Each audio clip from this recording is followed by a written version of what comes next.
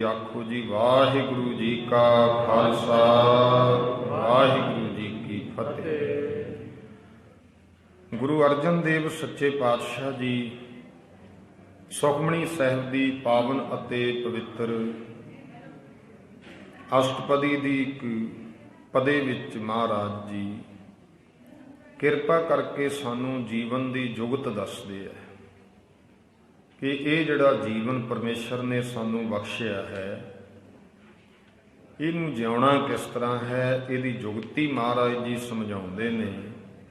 उस्तत मन मह कर निरंकार, कर मन मेरे सत व्यवहार।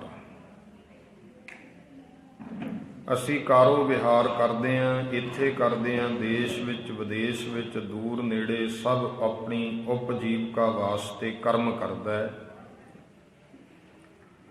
गुरु महाराज जी सानू गुरबाणी अंदर जीवन का मनोरथ समझाउंदे ने, जीवन दी जुगतियां समझाउंदे है कि की करना है की नहीं करना। ये महाराज जी ने सानू सब कुछ दस्या है। ते जिथे तक मनुखा जन्म का सवाल है, इस जन्म नूं गरीब नवाज पातशाह ने सर्वोत्तम जून कहा, सब तो चंगी जून कहा है।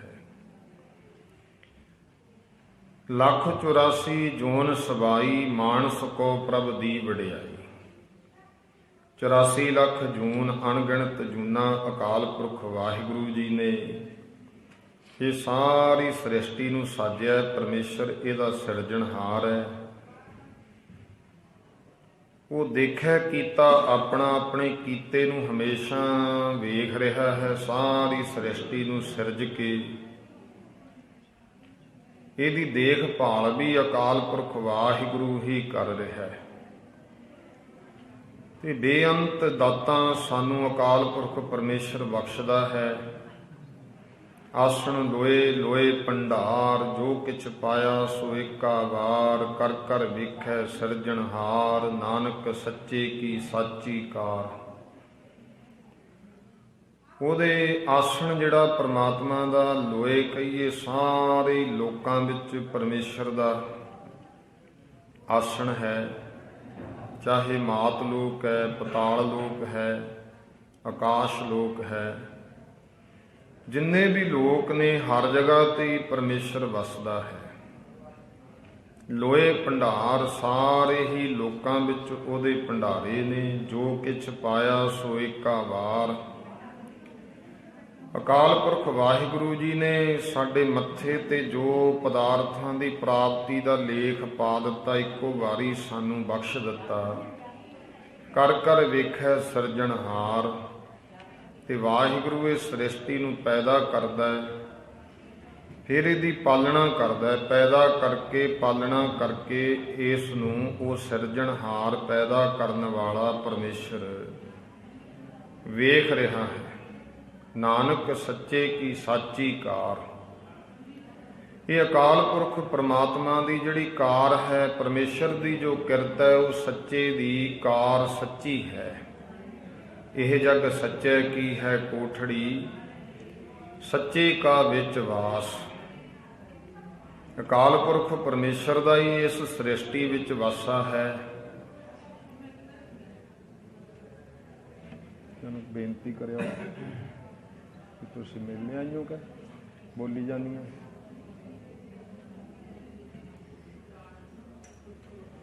एक बारी सारी संगत आखो सतनाम श्री वाहिगुरू। गरीब नवाज पातशाह जी कृपा करते है। नानक सच्चे की साची कार। ये जग सच्चे की है कोठड़ी, सच्चे का विच वास। परमेश्वर इस कोठड़ी दे विच, इस जगत दे विच इहनूं रच के आप इहदे विच विराजमान है ते इस नूं वेख रहा है। महाराज जी ने फिर सानू इस जगत विच आके इह जग दे रचनहार नूं मिलण दी ताकीद कीती कि उस परमात्मा नूं वाहिगुरु जी नूं तैं मिलना है। तां इहदे वास्ते सानू जीवन दी जुगती दी जरूरत है। किवें जिईए, आ जिंदगी असी किस तरह की बतीत करिए, ਤਾਂ ਕਿ ਉਸ ਅਕਾਲ ਪੁਰਖ ਪ੍ਰਮਾਤਮਾ ਦੇ ਦਰ ਤੇ ਅਸੀਂ ਜਾ ਸਕੀਏ, ਪਰਮੇਸ਼ਰ ਦੀ ਪ੍ਰਾਪਤੀ ਕਰ ਸਕੀਏ। ਇਹੀ ਜੀਵਨ ਜੁਗਤ ਮਹਾਰਾਜ ਜੀ ਨੇ ਸਾਨੂੰ ਦੱਸਿਆ। ਸਭ ਤੋਂ ਪਹਿਲਾਂ ਇਹ ਗੱਲ ਦੱਸਤੀ ਕਿ ਇੱਕ ਗੱਲ ਮਨ ਵਿੱਚ ਵਸਾ ਲਾ, ਮਨੁੱਖਾ ਜਨਮ ਸਭ ਤੋਂ ਸਰਬੋਤਮ ਹੈ। ਭਗਤ ਕਬੀਰ ਜੀ ਦਾ ਬਚਨ ਹੈ, ਕਬੀਰ ਮਾਨਸ ਜਨਮ ਦੁਲੰਭ ਹੈ, ਹੋਏ ਨਾ ਬਾਰੰਬਾਰ। ਇਹ ਦੁਰਲਭ ਜਨਮ ਹੈ, ਅਕਾਲ ਪੁਰਖ ਪ੍ਰਮਾਤਮਾ ਨੇ ਬਖਸ਼ਿਆ। ਜਿਉ ਬਨ ਫਲ ਪਾਕੇ ਭੋਏ ਗਿਰੈ, ਬਹੁਰ ਨਾ ਲਾਗੈ ਢਾਰ। ਸਾਨੂੰ ਇਹ ਗੱਲ ਸਮਝਾਤੀ ਵੀ ਮਨੁੱਖਾ ਜਨਮ ਹੈ ਦੁਰਲਭ, ਪਰ ਇੱਕ ਗੱਲ ਯਾਦ ਰੱਖੀ, ਇਹ ਸਥਾਈ ਨਹੀਂ ਹੈ, ਹਮੇਸ਼ਾ ਨਹੀਂ ਹੈ। ਦੁਰਲਭ ਤੇ ਹੈ ਪਰ ਇਹ ਹਮੇਸ਼ਾ ਵਾਸਤੇ ਨਹੀਂ, ਸਥਾਈ ਨਹੀਂ ਹੈ। ਇਹਨੂੰ ਫਿਰ ਇਹ ਵੀ ਨਾਲ ਸਮਝਾਤਾ, ਜਿੱਥੇ ਦੁਰਲਭ ਮਨੁੱਖਾ ਜਨਮ ਮਿਲਿਆ, ਤੈਨੂੰ ਇਸ ਧਰਤੀ ਤੇ ਆਇਆ ਹੈ, ਤੂੰ ਇੱਥੇ ਪ੍ਰਾਹੁਣੇ ਵਾਂਗੂ ਹੀ। ਜੈਸੇ ਰੈਣ ਪ੍ਰਾਹੁਣਾ ਉੱਠ ਚੱਲ ਸਹਿ ਪ੍ਰਭਾਤ, ਕਿਆ ਤੂੰ ਰੱਤਾ ਗਿਰਸਤ ਮੈਂ ਫੁੱਲਾਂ ਕੀ ਬਾਗਾਤ। ਧਨ ਜੋਬਨ ਅਰ ਫੁੱਲੜਾ, ਨਾਠੀ ਅੜੇ ਦਿਨ ਚਾਰ, ਪੱਬਣ ਕੇਰੇ ਪਤ ਜਿਉ, ਢਲ ਢੁੱਲ ਜੁੰਮਣ ਹਾਰ, ਰੰਗ ਮਾਣ ਲੈ ਪਿਆਰਿਆ। ਇਹ ਤਾਂ ਜਿਹੜਾ ਪੱਬਣ ਕੇਰੇ ਪੱਤ ਜਿਉ, ਜਿਵੇਂ ਪੱਤ ਝੜ ਰੁੱਤ ਵਿੱਚ ਪੱਤੇ ਦਰਖਤ ਦੇ ਕਿਰ ਜਾਂਦੇ ਐ, ਇਸੇ ਤਰ੍ਹਾਂ ਹੀ ਇਹ ਸਰੀਰ ਹੈ ਤੇਰਾ। ਪੱਬਣ ਕੇਰੇ ਪੱਤ ਜਿਉ, ਢਲ ਢੁੱਲ ਜੁੰਮਣ ਹਾਰ, ਰੰਗ ਮਾਣ ਲੈ ਪਿਆਰਿਆ, ਜਾ ਜੋਬਨ ਨੌ ਹੁਲਾ। ਜਦੋਂ ਜੋਬਨ ਦੇ ਜਵਾਨੀ ਦੇ ਨਵੇਂ ਹੁਲਾਰੇ ਨੇ, ਇਹਦਾ ਭਾਵ ਰੰਗ ਮਾਣ ਲੈ। ਰੰਗ ਦਾ ਅਰਥ ਰੰਗ ਲਲੀਆਂ ਨਹੀਂ, ਤੂੰ ਪਰਮੇਸ਼ਰ ਦੇ ਪ੍ਰੇਮ ਨੂੰ ਮਾਣ ਲੈ, ਉਸ ਵਾਹਿਗੁਰੂ ਨਾਲ ਪ੍ਰੇਮ ਕਰ, ਰੰਗ ਪ੍ਰੇਮ। ਰੰਗ ਮਾਣ ਲੈ ਪਿਆਰਿਆ, ਜਾ ਜੋਬਨ ਨੌ ਹੁਲਾ, ਦਿਨ ਥੋੜੜੇ ਥੱਕੇ, ਭਇਆ ਪੁਰਾਣਾ ਚੋਲਾ। ਕਿਹੜਾ ਚੋਲਾ ਪੁਰਾਣਾ ਹੋ ਗਿਆ? ਜਿਵੇਂ ਸਰੀਰ ਦੇ ਕੱਪੜੇ ਵਸਤਰ ਪੁਰਾਣੇ ਹੋ ਜਾਂਦੇ ਐ ਤੇ ਉਹਨੂੰ ਆਪਾਂ ਉਤਾਰ ਦਿੰਦੇ ਆ ਕਿ ਨਵੇਂ ਸਮਾਲ ਹੈ, ਹੁਣ ਤੇ ਪੁਰਾਣੇ ਹੋ ਗਏ।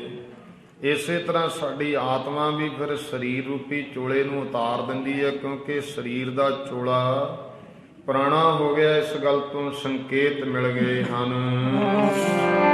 ਇਹ ਗੱਲ ਯਾਦ ਰੱਖ, ਦਿਨ ਥੋੜੇ ਥੱਕੇ, ਹੋ ਗਿਆ ਪੁਰਾਣਾ ਚੋਲਾ, ਦਿਨ ਥੋੜੇ ਹੋ ਗਿਆ ਪੁਰਾਣਾ ਚੋਲਾ,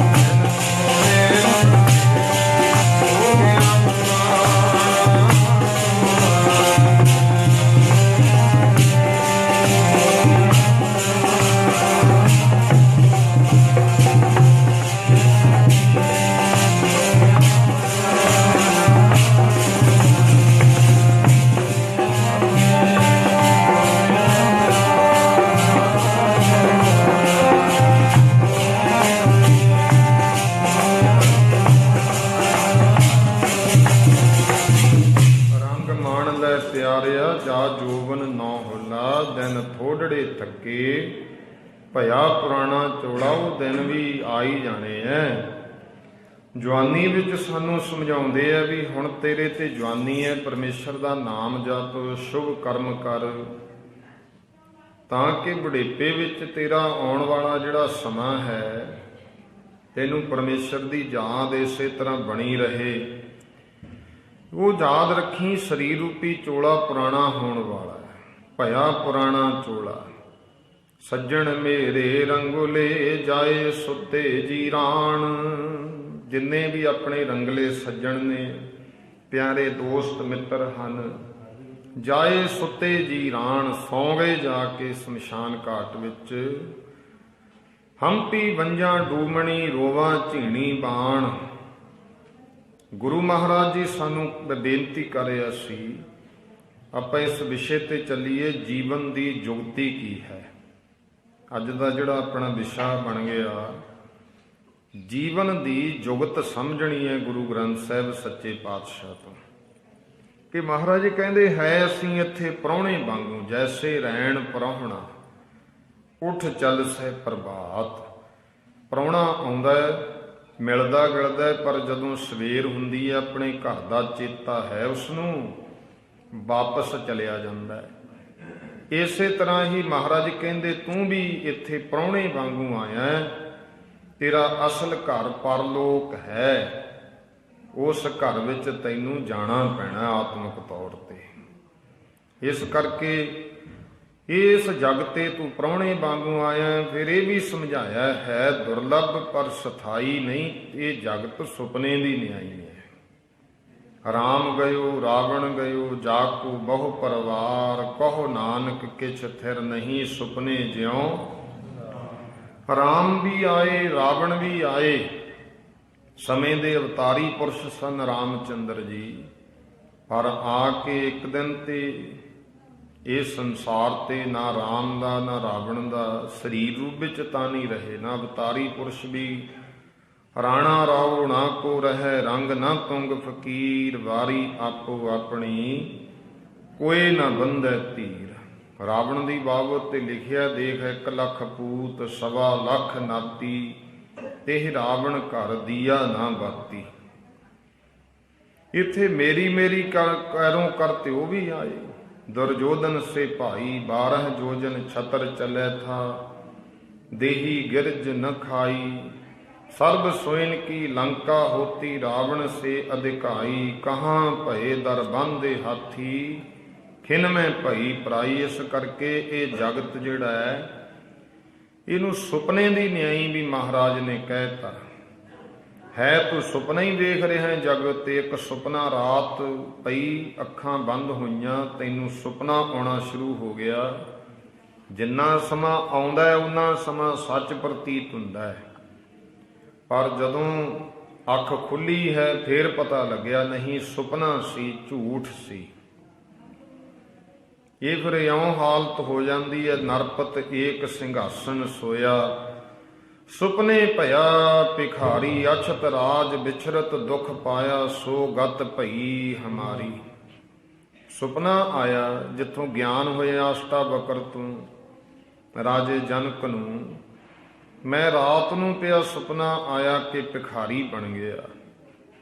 ਸੁਪਨੇ ਵਿੱਚ ਭਿਖਾਰੀ ਹੈ, ਬੜਾ ਦੁਖੀ ਵੀ ਹੋਇਆ, ਬੜੇ ਕਲੇਸ਼ ਵੀ ਮਹਿਸੂਸ ਕੀਤੇ, ਕਿਉਂਕਿ ਮੰਗਣਾ ਕਿਤੇ ਸੌਖਾ ਨਹੀਂ ਹੈ।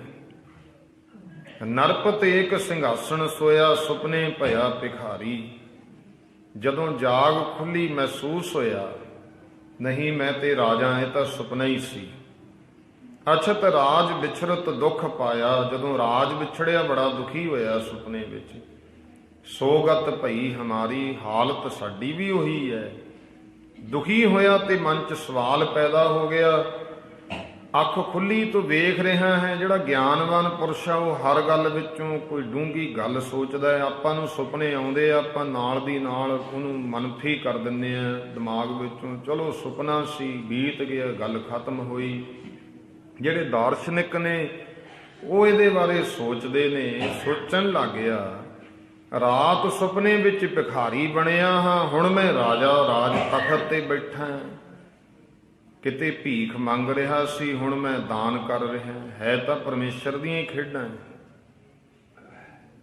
ਭਗਤ ਕਬੀਰ ਸਾਹਿਬ ਜੀ ਨੇ ਤਾਂ ਇਹ ਕਹਿਤਾ, ਅਕਾਲ ਪੁਰਖ ਦੇ ਹੱਥ ਵਿੱਚ ਹੀ ਹੈ। ਕਦੇ ਉਹ ਕਿਸੇ ਨੂੰ ਦਾਤਾ ਬਣਾ ਦਿੰਦਾ, ਕਿਸੇ ਨੂੰ ਭਿਖਾਰੀ ਬਣਾ ਦੇਵੇ।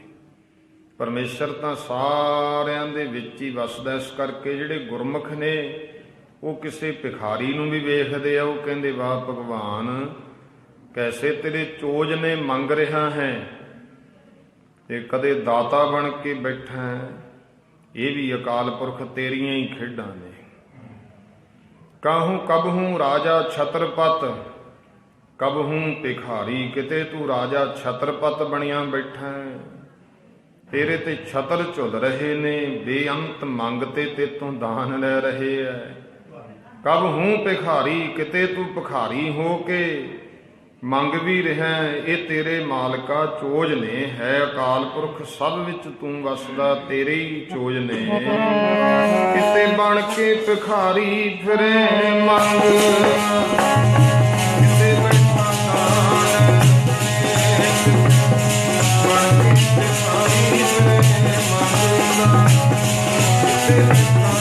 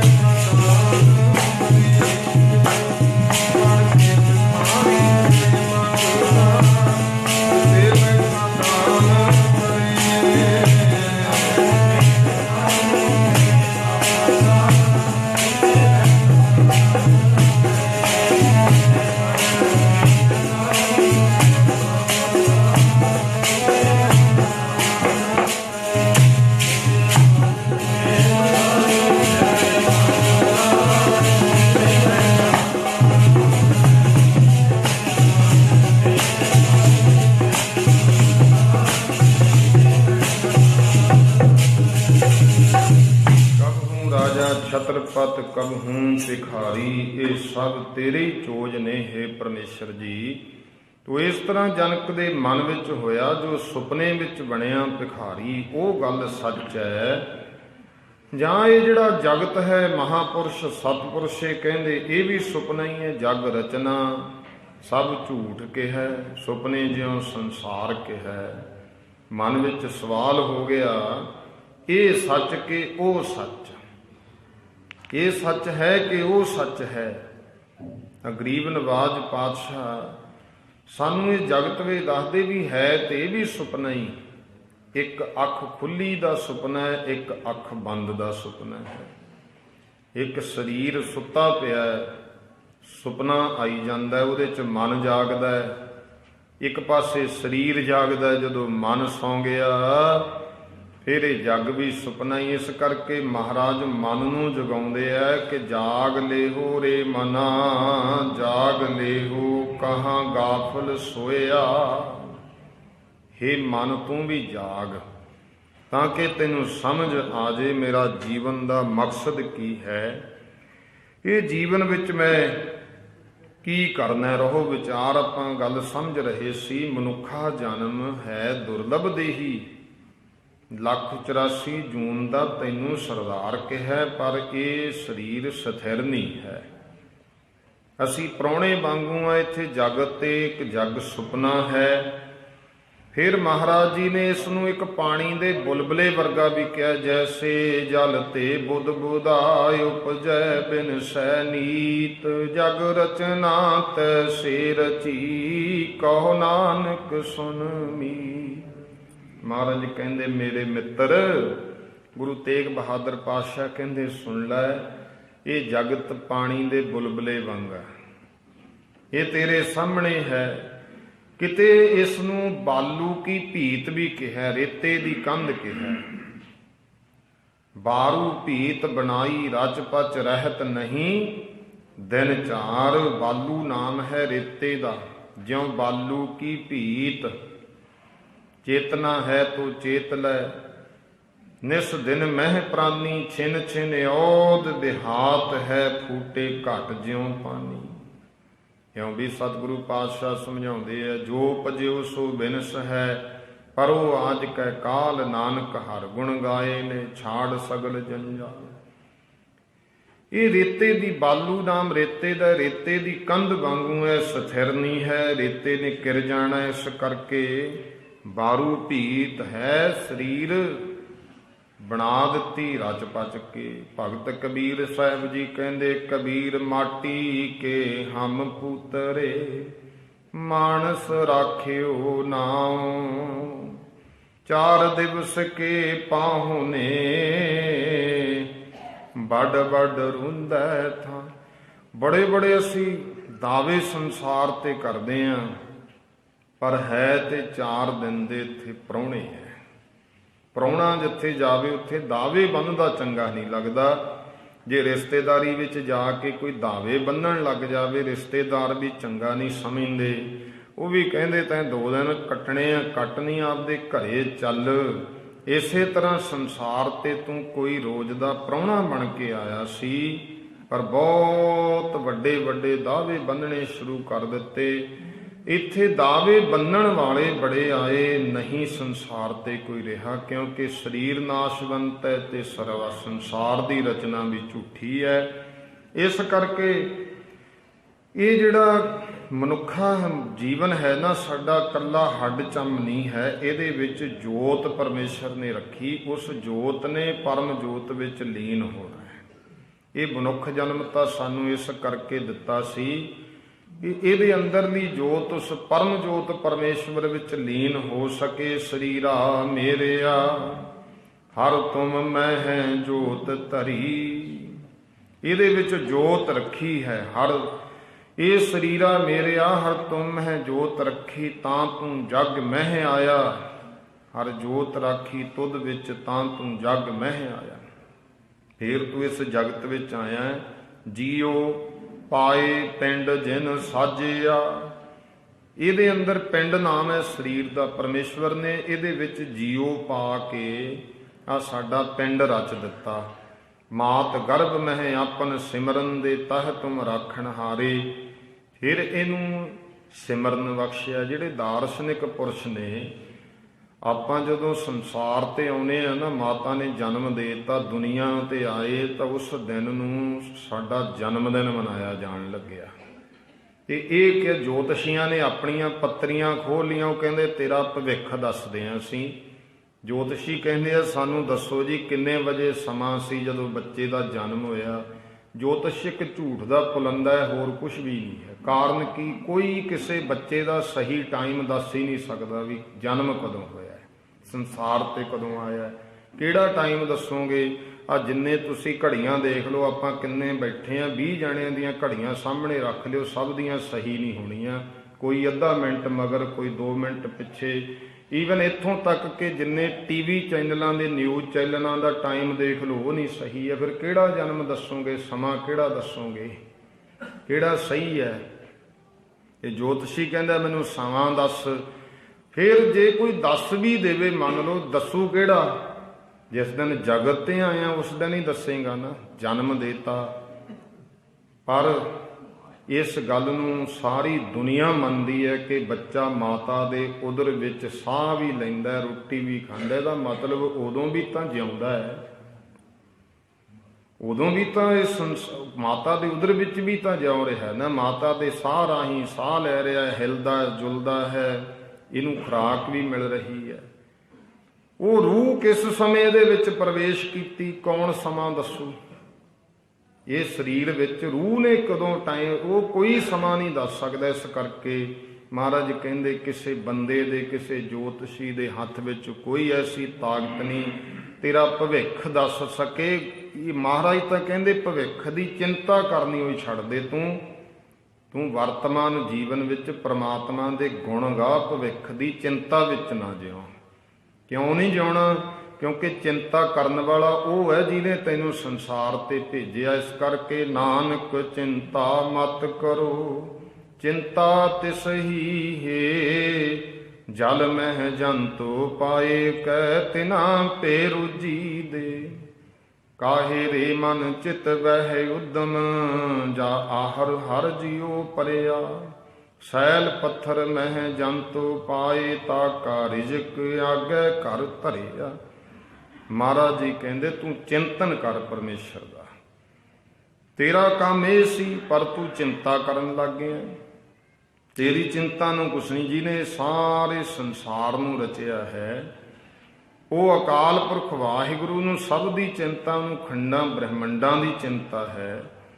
ਉਹ ਗਰੀਬ ਨਵਾਜ ਪਾਤਸ਼ਾਹ ਜੀ ਨੇ ਇਹ ਸਾਨੂੰ ਦੱਸ ਦਿੱਤਾ ਵੀ ਸਰੀਰ ਵਿੱਚ ਵਾਹਿਗੁਰੂ ਜੀ ਨੇ ਜੋਤ ਰੱਖੀ, ਜੀਉ ਪਾਏ ਪਿੰਡ ਜਿਨ ਸਾਜਿਆ। ਇਹਨੇ ਮਾਤਾ ਦੇ ਉਦਰ ਵਿੱਚ ਹੀ ਇਹ ਜੀਉ ਪਾਤਾ ਸੀ ਸਰੀਰ ਵਿੱਚ, ਪਿੰਡ ਨਾਮ ਸਰੀਰ ਦਾ। ਜੀਉ ਪਾਏ ਪਿੰਡ ਜਿਨ ਸਾਜਿਆ, ਦਿੱਤਾ ਪਹਿਨਣ ਖਾਣ। ਇਹ ਜਗਤ ਤੇ ਵੀ ਦਿੱਤਾ, ਮਾਤਾ ਦੇ ਉਦਰ ਵਿੱਚ ਵੀ ਦਿੱਤਾ। ਇਸ ਕਰਕੇ ਪ੍ਰਮਾਤਮਾ ਨੂੰ ਯਾਦ ਕਰਿਆ ਕਰ। ਭਵਿੱਖ ਦੀਆਂ ਚਿੰਤਾ ਵਿੱਚ ਪੈ ਕੇ ਐਵੇਂ ਨਾ ਕਿਸੇ ਅੱਗੇ ਹੱਥ ਫੈਲਾ ਕੇ ਬੈਠਿਆ ਕਰ। ਕੋਈ ਤੇਰੀਆਂ ਰੇਖਾਵਾਂ ਦੇਖ ਕੇ ਤੇਰਾ ਭਵਿੱਖ ਨਹੀਂ ਦੱਸ ਸਕਦਾ। ਸਭ ਕੁਝ ਪਰਮੇਸ਼ਰ ਦੇ ਹੱਥ ਵਿੱਚ ਹੈ। ਇਹ ਤਾਂ ਸਭ ਮਾਇਆ ਦੇ ਰੌਲੇ ਨੇ। ਹਰ ਜੀਉ ਗੁਫਾ ਅੰਦਰ ਰੱਖ ਕੇ, ਕਿਹਨੇ ਰੱਖਿਆ? ਗੁਫਾ ਕੀ ਹੈ? ਸਰੀਰ। ਜੀਉ ਇਹਦੇ ਵਿੱਚ ਆਤਮਾ ਹੈ। ਇਹ ਰੱਖਿਆ ਕਿਹਨੇ? ਹਰ। ਜਦੋਂ ਪਾਠ ਕਰਦੇ ਹਾਂ ਕਈ ਵਾਰ ਇਕੱਠਾ ਪੜ੍ਹਦੇ ਹਾਂ, ਹਰ ਜੀਉ ਗੁਫਾ ਅੰਦਰ ਰੱਖ ਕੇ, ਨਹੀਂ, ਹਰ ਜੀਉ ਗੁਫਾ ਅੰਦਰ ਰੱਖ ਕੇ। ਹਰੀ ਨੇ ਜੀਉ, ਜਿਹੜਾ ਜੀਵ ਹੈ ਸਾਡੇ ਅੰਦਰ, ਇਹਨੂੰ ਆਹ ਸਰੀਰ ਦੀ ਗੁਫਾ ਚ ਟਿਕਾਇਆ। ਪਹਿਲਾਂ ਵਾਜਾ ਪਵਨ ਵਜਾਇਆ। ਇਹ ਸਰੀਰ ਦਾ ਵਾਜਾ, ਜਿਵੇਂ ਆਹ ਵਾਜਾ ਪਿਆ, ਹਵਾ ਮਾਰਨੀ ਪੈਂਦੀ ਹੈ, ਫਿਰ ਸੁਰ ਨੱਪੀ ਦੀ ਹੈ, ਫਿਰ ਇਹਦੇ ਵਿੱਚੋਂ ਆਵਾਜ਼ ਨਿਕਲਦੀ ਹੈ।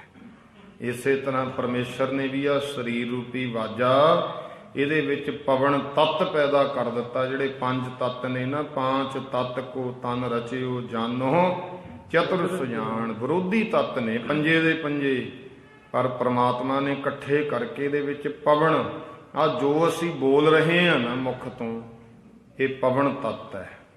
ਅੰਦਰ ਹਵਾ ਰੂਪੀ ਤੱਤ ਹੈ, ਤਾਂ ਇਹ ਸਰੀਰ ਦਾ ਬਾਜਾ ਵੱਜਦਾ, ਜਿਵੇਂ ਆਹ ਬਾਜੇ ਨੂੰ ਪੱਖਾ ਮਾਰਦੇ ਆ ਵੱਜ ਰਿਹਾ, ਇਸੇ ਤਰ੍ਹਾਂ ਹੀ ਸਾਡਾ ਵੱਜਦਾ ਹੈ ਬਾਜਾ ਪਾਉਣ ਦਾ ਬਜਾਇਆ।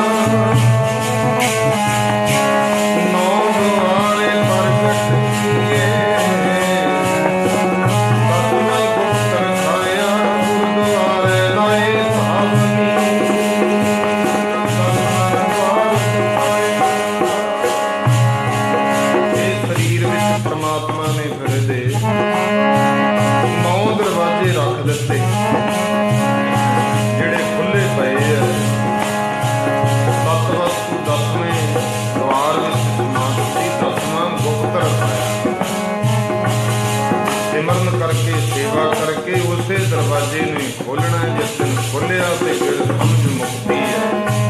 ਨੌ ਤਾਂ ਪਹਿਲਾਂ ਹੀ ਖੁੱਲ੍ਹੇ ਨੇ, ਇਸ ਕਰਕੇ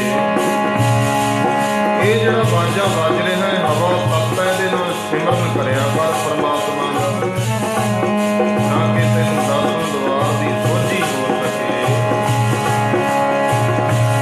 ਹਰ ਜੀਉ ਗੁਫਾ ਅੰਦਰ ਰੱਖ ਕੇ ਬਾਜਾ ਪਵਨ ਵਜਾਇਆ, ਵਜਾਇਆ ਬਾਜਾ ਕੌਣ ਨੌ ਦੁਆਰੇ ਪ੍ਰਗਟ ਕੀਏ, ਨੌ ਦੁਆਰੇ ਪ੍ਰਗਟ ਕੀਏ।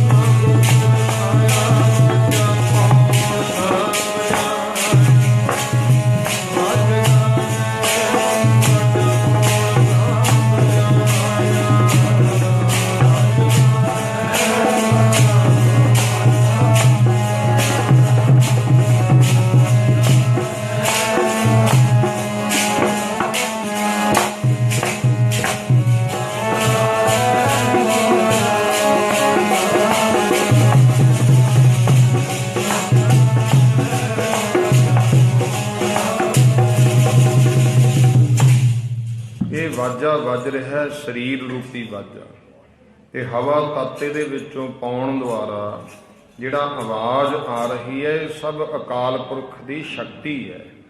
ਉਹਦੀ ਤਾਕਤ ਨਾਲ ਹੀ ਗੁਰਮੁਖੋ ਸਾਰਾ ਕੁਝ ਹੋ ਰਿਹਾ। ਇਸ ਕਰਕੇ ਮਹਾਰਾਜ ਕਹਿੰਦੇ ਇਹਨਾਂ ਸਵਾਸਾਂ ਨੂੰ ਵੀ ਸਫਲ ਕਰਿਆ ਕਰ। ਇਹ ਗਿਣ ਕੇ ਪਰਮੇਸ਼ਰ ਨੇ ਦਿੱਤੇ ਹੈ, ਇਹਨਾਂ ਨਾਲ ਸਿਮਰਨ ਕਰਿਆ ਕਰ ਪਰਮਾਤਮਾ ਦਾ। ਵਾਹਿਗੁਰੂ ਵਾਹਿਗੁਰੂ ਕਰਿਆ ਕਰ ਬੈਠ ਕੇ, ਜਦੋਂ ਵੀ ਸਮਾਂ ਮਿਲਦਾ ਹੈ। ਭਲੇ ਦੇ ਕੰਮ ਕਰਿਆ ਕਰ, ਸੰਸਾਰ ਤੇ ਸ਼ੁਭ ਕਰਮ ਕਰ। ਜ਼ਿੰਦਗੀ ਤੇ ਆਇਆ ਤਾਂ ਕਿ ਤੂੰ ਆਪਣੀ ਜ਼ਿੰਦਗੀ ਚੰਗੀ ਬਤੀਤ ਕਰ ਸਕੇ। ਗਰੀਬ ਨਵਾਜ ਪਾਤਸ਼ਾਹ ਜੀ ਨੇ ਬੇਨਤੀ ਕਰ ਰਹੇ ਸੀ ਕਿ ਇਹ ਜਿਹੜਾ ਸਰੀਰ ਹੈ ਇਹਦੇ ਵਿੱਚ ਫਿਰ ਪਰਮੇਸ਼ਰ ਨੇ ਜੋਤ ਰੱਖ ਦਿੱਤੀ। ਪੰਜ ਤੱਤ ਰਚ ਜੋਤ ਨਿਵਾਜਿਆ ਵਾਹਿਗੁਰੂ ਜੀ ਨੇ। ਇਹਦੇ ਵਿੱਚ ਪੰਜਾਂ ਤੱਤਾਂ ਵਿੱਚ ਜੋਤ ਰੱਖ ਕੇ ਇਹਨੂੰ ਨਿਵਾਜਤਾ। ਫਿਰ ਸਵਾਲ ਇਹ ਹੈ, ਮਨੁੱਖ ਜਿਹੜਾ ਹੈ, ਇਹ ਸਵਾਲ ਅੰਦਰ ਹੋ ਗਿਆ ਵੀ ਸਰਬੋਤਮ ਵੀ ਹੈ, ਪਰ ਇਹ ਗੱਲ ਯਾਦ ਰੱਖੀ, ਇਹ ਸਰਦਾਰ ਵੀ ਹੈ, ਦੁਰਲਭ ਵੀ ਹੈ, ਪਰ ਫਿਰ ਵੀ ਆਪਾਂ ਵੇਖੋ ਦੁਨੀਆ ਵਿੱਚ ਇਹਦੇ ਪੱਲੇ ਨਿਰਾਸ਼ਤਾ ਹੈ, ਇਹਦੇ ਅੰਦਰ ਚਿੰਤਾਵਾਂ ਨੇ, ਇਹ ਦੁੱਖਾਂ ਨਾਲ ਗਰਸਿਆ ਹੋਇਆ ਹੈ। ਇਹਦਾ ਕੀ ਕਾਰਨ ਹੈ? ਜਿੱਥੇ ਇਹ ਸਰਦਾਰ ਹੈ, ਮਨੁੱਖਾ ਜਨਮ ਸਾਰੀਆਂ ਜੂਨੀਆਂ ਦਾ, ਮਹਾਰਾਜ ਨੇ ਇਹਨੂੰ ਸਰਵੋਤਮ ਲਿਖਿਆ ਹੈ, ਦੁਰਲਭ ਲਿਖਿਆ ਹੈ, ਤਾਂ ਫਿਰ ਚਿੰਤਾ ਦੁੱਖਾਂ ਦੇ ਨਾਲ ਗਰਸਿਆ ਹੋਇਆ ਹੈ। ਇਹ ਵੀ ਮੈਂ ਬੇਨਤੀ ਕਰਾਂ, ਅੱਜ ਦਾ ਸਮਾਂ ਆਪਾਂ ਨਿਗਾਹ ਮਾਰ ਕੇ ਵੇਖੋ, ਇਹਨਾਂ ਦੁੱਖਾਂ ਤੇ ਚਿੰਤਾਵਾਂ ਦਾ ਸਾਡੇ ਕੋਲੇ ਹੱਲ ਵੀ ਕੋਈ ਨਹੀਂ ਹੈ। ਬੜੇ ਯਤਨ ਕਰਦੇ ਹਾਂ ਅਸੀਂ ਹੱਲ ਕਰਨ ਦੇ। ਤੋ ਗੁਰੂ ਗ੍ਰੰਥ ਸਾਹਿਬ ਸੱਚੇ ਪਾਤਸ਼ਾਹ ਮਹਾਰਾਜ ਜੀ ਨੇ ਫਿਰ ਸਾਨੂੰ ਜੀਵਨ ਦੇ ਪਹਿਲੂ ਦੱਸੇ, ਜੀਵਨ ਦੀ ਜੁਗਤੀ ਦੱਸੀ, ਤਾਂ ਕਿ ਤੇਰਾ ਇਹ ਦੁੱਖਾਂ ਤੇ ਚਿੰਤਾਵਾਂ ਦਾ ਹੱਲ ਹੋ ਸਕੇ, ਤੈਨੂੰ ਜੀਵਨ ਜੁਗਤ ਆ ਸਕੇ, ਜੀਵਨ ਜਿਉਣਾ ਕਿਵੇਂ ਹੈ ਉਹ ਆ ਸਕੇ। ਤੇ ਇਹਦੇ ਵਾਸਤੇ ਮਨੁੱਖੀ ਜੀਵਨ ਵਾਸਤੇ ਮਹਾਰਾਜ ਗੁਰੂ ਗ੍ਰੰਥ ਸਾਹਿਬ ਜੀ ਬਾਣੀ ਅੰਦਰ ਜੁਗਤੀਆਂ ਦੱਸਦੇ ਹੈ, ਵੱਖ-ਵੱਖ ਪਹਿਲੂਆਂ ਤੋਂ ਸਮਝਾਉਂਦੇ ਨੇ। ਤੇ ਜਿਹਦੇ ਵਿੱਚੋਂ ਪਹਿਲਾਂ ਇਹ ਗੱਲ ਸਮਝਾਈ ਕਿ ਜੇ ਜੀਵਨ ਸਫਲ ਕਰਨਾ, ਦੁੱਖਾਂ ਤੇ ਚਿੰਤਾਵਾਂ ਦਾ ਹੱਲ ਕਰਨਾ, ਐਸੀ ਕਲਾ ਨਾ ਖੇਡੀ ਹੈ ਜਿਤ ਦਰਗਹਿ ਗਿਆ ਹਾਰੀ ਹੈ। ਫਿਰ ਤੂੰ ਐਸੇ ਸੰਸਾਰ ਤੇ ਆ ਕੋਈ ਐਸਾ ਕੰਮ ਨਾ ਕਰੀ ਕਿ ਦਰਗਾਹ ਵਿੱਚ ਤੈਨੂੰ ਹਾਰ ਨਾ ਪਵੇ, ਤੇਰੀ ਹਾਰ ਹੋ ਜੇ। ਹਾਰ ਦਾ ਕੌਣ ਹੈ? ਮਨਮੁਖ। ਜਿੱਤ ਦਾ ਕੌਣ ਹੈ? ਜਗਤ ਦੀ ਬਾਜੀ ਗੁਰਮੁਖ। ਮਨਮੁਖ ਹਾਰ ਚੱਲੇ ਜਗ ਜੀਤਾ, ਗੁਰਮੁਖਾਂ ਨੇ ਜਗ ਨੂੰ ਜਿੱਤ ਲਿਆ ਤੇ ਮਨਮੁਖਾਂ ਨੇ ਭਾਈ ਇਹ ਜੀਵਨ ਦੀ ਬਾਜੀ ਨੂੰ ਹਾਰ ਲਿਆ। ਜਿੱਤਦੇ ਕਿਵੇਂ ਨੇ? ਮਨ ਜੀਤੇ ਜਗ ਜੀਤ। ਮਨ ਨੂੰ ਜਿੱਤੇਗਾ, ਮਨ ਵਸ ਆਵੈ ਨਾਨਕਾ, ਜੇ ਪੂਰਨ ਕਿਰਪਾ ਹੋਏ। ਜੇ ਸਤਿਗੁਰੂ ਦੀ ਤੇਰੇ ਤੇ ਕਿਰਪਾ ਹੋਊ, ਮਨ ਤੇਰੇ ਵਸ ਤਾਂ ਆਊ। ਮਨ ਨੂੰ ਜਿੱਤਣਾ, ਜਗਤ ਨੂੰ ਜਿੱਤਣਾ ਹੈ। ਵਰਨਾ ਦੁਨੀਆ ਤੇ ਬੜੇ ਬੜੇ ਆਏ, ਸਿਕੰਦਰ ਵਰਗੇ ਬਾਦਸ਼ਾਹ, ਜਿਨ੍ਹਾਂ ਨੇ ਸੰਕਲਪ ਕੀਤਾ ਮੈਂ ਜਗਤ ਜਿੱਤਣਾ ਹੈ, ਜਗ ਨੂੰ ਜਿੱਤਣ ਵਾਸਤੇ ਤੁਰਿਆ। ਇੱਕ ਬਾਦਸ਼ਾਹ ਤੇ ਜਦੋਂ ਵੀ ਕੋਈ ਮੁਹਿੰਮ ਤੇ ਚੜ੍ਹਦੇ ਨੇ, ਦੁਨੀਆ ਦੇ ਵੱਡੇ ਤੋਂ ਵੱਡੇ ਬਾਦਸ਼ਾਹ ਕਿਸੇ ਧਰਮੀ ਪੁਰਸ਼ ਕੋਲੇ ਅਰਦਾਸ ਕਰਨ ਜਾਂਦੇ ਆ। ਇਹ ਸਿਕੰਦਰ ਬਾਦਸ਼ਾਹ ਵੀ ਕਿਸੇ ਫਕੀਰ ਕੋਲੇ ਚਲਿਆ ਗਿਆ ਤੇ ਉਸ ਫਕੀਰ ਨੂੰ ਜਾ ਕੇ ਅਰਦਾਸ ਬੇਨਤੀ ਕੀਤੀ, ਦੁਆ ਕੀਤੀ ਉਹਦੇ ਅੱਗੇ, ਐ ਅੱਲਾ ਦੇ ਬੰਦੇ, ਐ ਫਕੀਰ ਸਾਈਂ, ਮੇਰੇ ਤੇ ਕਿਰਪਾ ਕਰ, ਮੈਂ ਜੱਗ ਨੂੰ ਜਿੱਤਣ ਚੱਲਿਆ, ਜਿੱਤ ਲਵਾਂ, ਜਗਤ ਜੇਤੂ ਬਾਦਸ਼ਾਹ ਬਣਨਾ। ਉਹ ਫਕੀਰ ਨੇ ਇਹਦੇ ਚੋਟ ਵੀ ਮਾਰੀ, ਪਰ ਬੰਦਾ ਕਈ ਵਾਰ ਨਹੀਂ ਸਮਝਦਾ। ਗੁਰਬਾਣੀ ਸਾਨੂੰ ਚੋਟਾਂ ਤਾਂ ਮਾਰਦੀ ਹੈ, ਪਰ ਨਹੀਂ ਸਮਝ ਆਉਂਦੀ। ਫਕੀਰ ਸਾਈਂ ਸੀ, ਉਹਨੇ ਚੋਟ ਮਾਰੀ। ਸਵਾਲ ਪਹਿਲਾ ਕਰਤਾ, ਕਹਿੰਦਾ ਸਿਕੰਦਰ ਜੱਗ ਜਿੱਤ ਕੇ ਕਰੇਗਾ ਕੀ? ਇਹ ਕਹਿੰਦਾ ਫਿਰ ਮੈਂ ਐਨ ਆਰਾਮ ਕਰੂੰ ਸਾਰੇ ਜੱਗ ਨੂੰ ਜਿੱਤ ਕੇ। ਉਹਨੇ ਆਪਣੇ ਕੁੱਤੇ ਨੂੰ ਆਵਾਜ਼ ਮਾਰੀ, ਉਹਦਾ ਨਾਂ ਲੈ ਕੇ, ਕਹਿੰਦਾ ਉਰੇ ਆ ਬਈ। ਆਪਣੇ ਕੁੱਤੇ ਨੂੰ ਕਹਿੰਦਾ ਦੇਖ ਸਿਕੰਦਰ ਬਾਦਸ਼ਾਹ ਆਇਆ, ਕਹਿੰਦਾ ਮੈਂ ਸਾਰੇ ਜੱਗ ਨੂੰ ਜਿੱਤਣਾ ਤੇ ਫਿਰ ਆਰਾਮ ਕਰੂੰ, ਆ ਜਾ ਆਪਾਂ ਇਹਦੇ ਨੂੰ ਚੰਗੇ, ਆਪਾਂ ਹੁਣੇ ਹੀ ਆਰਾਮ ਕਰ ਰਹੇ ਹਾਂ। ਪਰ ਨਹੀਂ ਸਮਝ ਆਈ, ਤੁਰ ਪਿਆ। ਥਾਂ ਪੁਰ ਥਾਂ ਦੇ ਰਾਜਿਆਂ ਮਹਾਰਾਜਿਆਂ ਨੂੰ ਜਿੱਤਦਾ ਗਿਆ। ਇੱਕ ਦਿਨ ਮਨ ਦੇ ਹੱਥੋਂ ਹਾਰ ਗਿਆ। ਮਨ ਦੇ ਹੱਥੋਂ ਹਾਰਿਆ ਇਹ, ਭਾਵ ਇਹਦਾ ਵਾਪਸ ਜਾਂਦੇ ਦਾ ਹੀ ਆਪਣੇ ਦੇਸ਼ ਨੂੰ ਜਾ ਰਿਹਾ ਸੀ। ਅੰਤ ਹੋ ਗਿਆ, ਸਵਾਸ ਪੂਰੇ ਹੋ ਗਏ। ਜਦੋਂ ਇਹ ਬਿਮਾਰ ਹੋਇਆ ਤੇ ਇਹਨੇ ਬੜੇ ਹਕੀਮ ਵੈਦ, ਉਸ ਸਮੇਂ ਦੇ ਮਾਹਰ ਲੋਕ ਸੱਦੇ। ਜਦੋਂ ਸਭ ਨੇ ਚੈੱਕ ਕੀਤਾ, ਉਹ ਕਹਿੰਦੇ ਰਾਜਨ, ਜਿੰਨੇ ਵਾਹਿਗੁਰੂ ਅੱਲਾ ਨੇ ਪ੍ਰਮਾਤਮਾ ਨੇ ਸਵਾਸ ਬਖਸ਼ੇ ਸੀ ਉਹ ਪੂਰੇ ਹੋ ਗਏ। ਗਣ ਘਾਲੇ ਸਭ ਦਿਵਸ ਸਾਸ, ਨਹਿ ਵੱਢਣ ਘਟਣ ਤਿਲ ਸਾਰ। ਦੁਨੀਆ ਦੀ ਕੋਈ ਤਾਕਤ ਨਹੀਂ ਹੁਣ ਇਹਨਾਂ ਨੂੰ ਵਧਾ ਸਕੇ। ਇਸ ਕਰਕੇ ਸਾਡੇ ਹੱਥ ਵਿੱਚ ਕੋਈ ਵਸਤੂ ਨਹੀਂ ਅਸੀਂ ਤੇਰਾ ਕੁਝ ਕਰ ਸਕੀਏ। ਢੇਰ ਪਏ ਦੌਲਤ ਦੇ ਲੱਗੇ, ਕਹਿੰਦਾ ਸਾਰੇ ਲੈ ਲਓ, ਮੈਨੂੰ ਸਵਾਸ ਦੇ ਦਿਓ। ਕਹਿੰਦੇ ਸਾਰਾ ਰਾਜ ਦੇ ਦੇਵੇਂ, ਦੌਲਤਾਂ ਦੇ ਸਭ ਕੁਝ ਦੇ ਦੇਵੇਂ, ਪਰ ਫਿਰ ਵੀ ਸਵਾਸ ਨਹੀਂ ਮਿਲ ਸਕਦੇ। ਇੰਨੀ ਗੱਲ ਸੁਣੀ ਨਿਰਾਸ਼ ਹੋਇਆ। ਤਾਂ ਫਿਰ ਇਹਨੂੰ ਮੱਤ ਆਈ, ਸਮਝ ਆਈ। ਸਿਕੰਦਰ ਬਾਦਸ਼ਾਹ ਕਹਿੰਦਾ ਜਦੋਂ ਮੈਂ ਦੁਨੀਆ ਤੋਂ ਜਾਵਾਂ ਨਾ, ਮੇਰਾ ਇੱਕ ਕੰਮ, ਮੇਰੀ ਮੰਗ ਹੈ। ਉਹ ਕੀ ਹੈ ਵੀ ਅਰਥੀ ਤੇ ਜਦੋਂ ਮੈਂ ਪਾਇਆ ਹੋਵਾਂ, ਮੇਰੇ ਹੱਥ ਕੱਫਣ ਤੋਂ ਬਾਹਰ ਕੱਢ ਕੇ ਹਥੇਲੀਆਂ ਖੋਲ ਦਿਓ। ਆਮ ਤੌਰ ਤੇ ਰੀਤੀ ਹੈ ਇਹ ਕਿ ਆਪਾਂ ਮੁਰਦੇ ਦੇ ਖੱਫਣ ਪਾਉਂਦੇ ਐਨ ਚਾਰੇ ਪਾਸਿਓਂ ਢੱਕ ਦਿੰਦੇ ਆ। ਉਹਦਾ ਭਾਵ ਤਾਂ ਜਿਹੜਾ ਸਿਆਣੇ ਪੁਰਸ਼ਾਂ ਨੇ ਇਹੀ ਲਿਆ ਵੀ ਖੱਫਣ ਪਾਉਣ ਦਾ ਭਾਵ ਆਮ ਤੌਰ ਤੇ ਪਾਇਆ ਵੀ ਚਿੱਟਾ ਜਾਂਦਾ ਹੈ। ਇਹਦਾ ਭਾਵ ਕੀ ਹੈ? ਖੱਫਣ ਹੀ ਪਾ ਦਿੱਤੀ ਕਿ ਤੂੰ ਚੰਗਾ ਸੀ ਮੰਦਾ ਸੀ ਸਾਨੂੰ ਨਹੀਂ ਪਤਾ, ਆ ਜੱਗ ਨੇ ਤੇ ਢੱਕ ਤੇ ਅੱਗੇ ਪ੍ਰਮਾਤਮਾ ਲੇਖਾ ਜੋਖਾ ਕਰੂਗਾ, ਉਹਦੇ ਹੱਥ ਵਿੱਚ ਹੈ। ਇਸ ਕਰਕੇ ਢਾਗਤਾ ਤੇ ਚਿੱਟਾ ਪਾ ਦਿੱਤਾ ਵੀ ਅਸੀਂ ਤਾਂ ਆਪਣੇ ਵੱਲੋਂ ਤੈਨੂੰ ਬੇਦਾਗ ਕਰਕੇ ਤੋਰਤਾ। ਉਥੇ ਸੱਚੋ ਹੀ ਸੱਚ ਨਿਬੜੈ, ਚੁਣ ਵੱਖ ਕੱਢੇ ਜਜਮਾਲਿਆ। ਅੱਗੇ ਪ੍ਰਮਾਤਮਾ ਦੀ ਮਰਜ਼ੀ ਹੈ, ਉਸ ਪਰਮੇਸ਼ਰ ਦੇ ਹੱਥ ਵਿੱਚ ਹੈ। ਇਹ ਕਹਿੰਦਾ ਮੇਰੇ ਖੱਫਣੀ ਤੋਂ ਹੱਥ ਬਾਹਰ ਨੂੰ ਕੱਢਿਓ ਤੇ ਗਲੀ ਗਲੀ ਵਿੱਚ ਮੇਰਾ ਜਨਾਜ਼ਾ ਫੇਰਿਓ, ਮੇਰੀ ਅਰਥੀ ਲੈ ਕੇ ਘੁੰਮਿਓ। ਕਿਉਂ? ਤਾਂ ਕਿ ਲੋਕ ਦੇਖਣ ਦੁਨੀਆ ਨੂੰ ਜਿੱਤਣ ਵਾਲਾ ਬਾਦਸ਼ਾਹ ਸਿਕੰਦਰ ਦੁਨੀਆ ਤੋਂ ਖਾਲੀ ਹੱਥ ਜਾ ਰਿਹਾ ਹੈ, ਇਹਦੇ ਹੱਥਾਂ ਵਿੱਚ ਕੁਝ ਨਹੀਂ ਹੈ।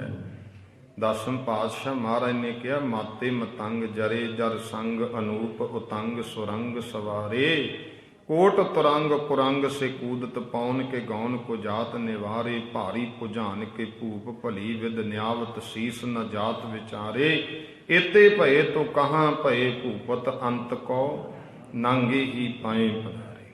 ਜੇ ਤੂੰ ਨਾਮ ਨਹੀਂ ਜਪਿਆ ਤੇਰੇ ਕੋਲੇ ਦੁਨੀਆ ਦੀ ਪੂੰਜੀ ਤਾਂ ਨਾਲ ਨਹੀਂ ਜਾਣੀ, ਕਿਉਂਕਿ ਜਹ ਮਾਤ ਪਿਤਾ ਸੁਤ ਮੀਤ ਨਾ ਭਾਈ, ਮਨ ਊਹਾ ਨਾਮ ਤੇਰਾ ਸੰਗ ਸਹਾਈ, ਜਹ ਮਹਾ ਭਿਆਨ ਦੂਤ ਜਮ ਦਲੈ, ਤਹ ਕੇਵਲ ਨਾਮ ਸੰਗ ਤੇਰਾ ਚੱਲੈ, ਉਹ ਤੇਰੇ ਕੋਲ ਨਹੀਂ ਤੇ ਫਿਰ ਦੱਸ ਕੀ ਲੈ ਕੇ ਆਵੇਂਗਾ।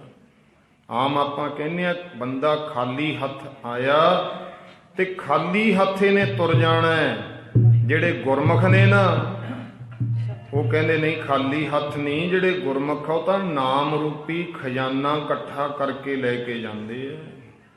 ਇਹ ਨਾਮ ਰੂਪੀ ਧਨ, ਨਾਮ ਧਨ ਸੰਚੋ, ਨਾਮ ਰੂਪੀ ਧਨ ਨੂੰ ਇਕੱਠਾ ਕਰਦੇ ਨੇ ਤੇ ਇਹ ਧਨ ਫਿਰ ਮਨੁੱਖ ਦੇ ਜੀਵਨ, ਆਤਮਿਕ ਜੀਵਨ ਵਿੱਚ ਨਾਲ ਜਾਂਦਾ ਹੈ।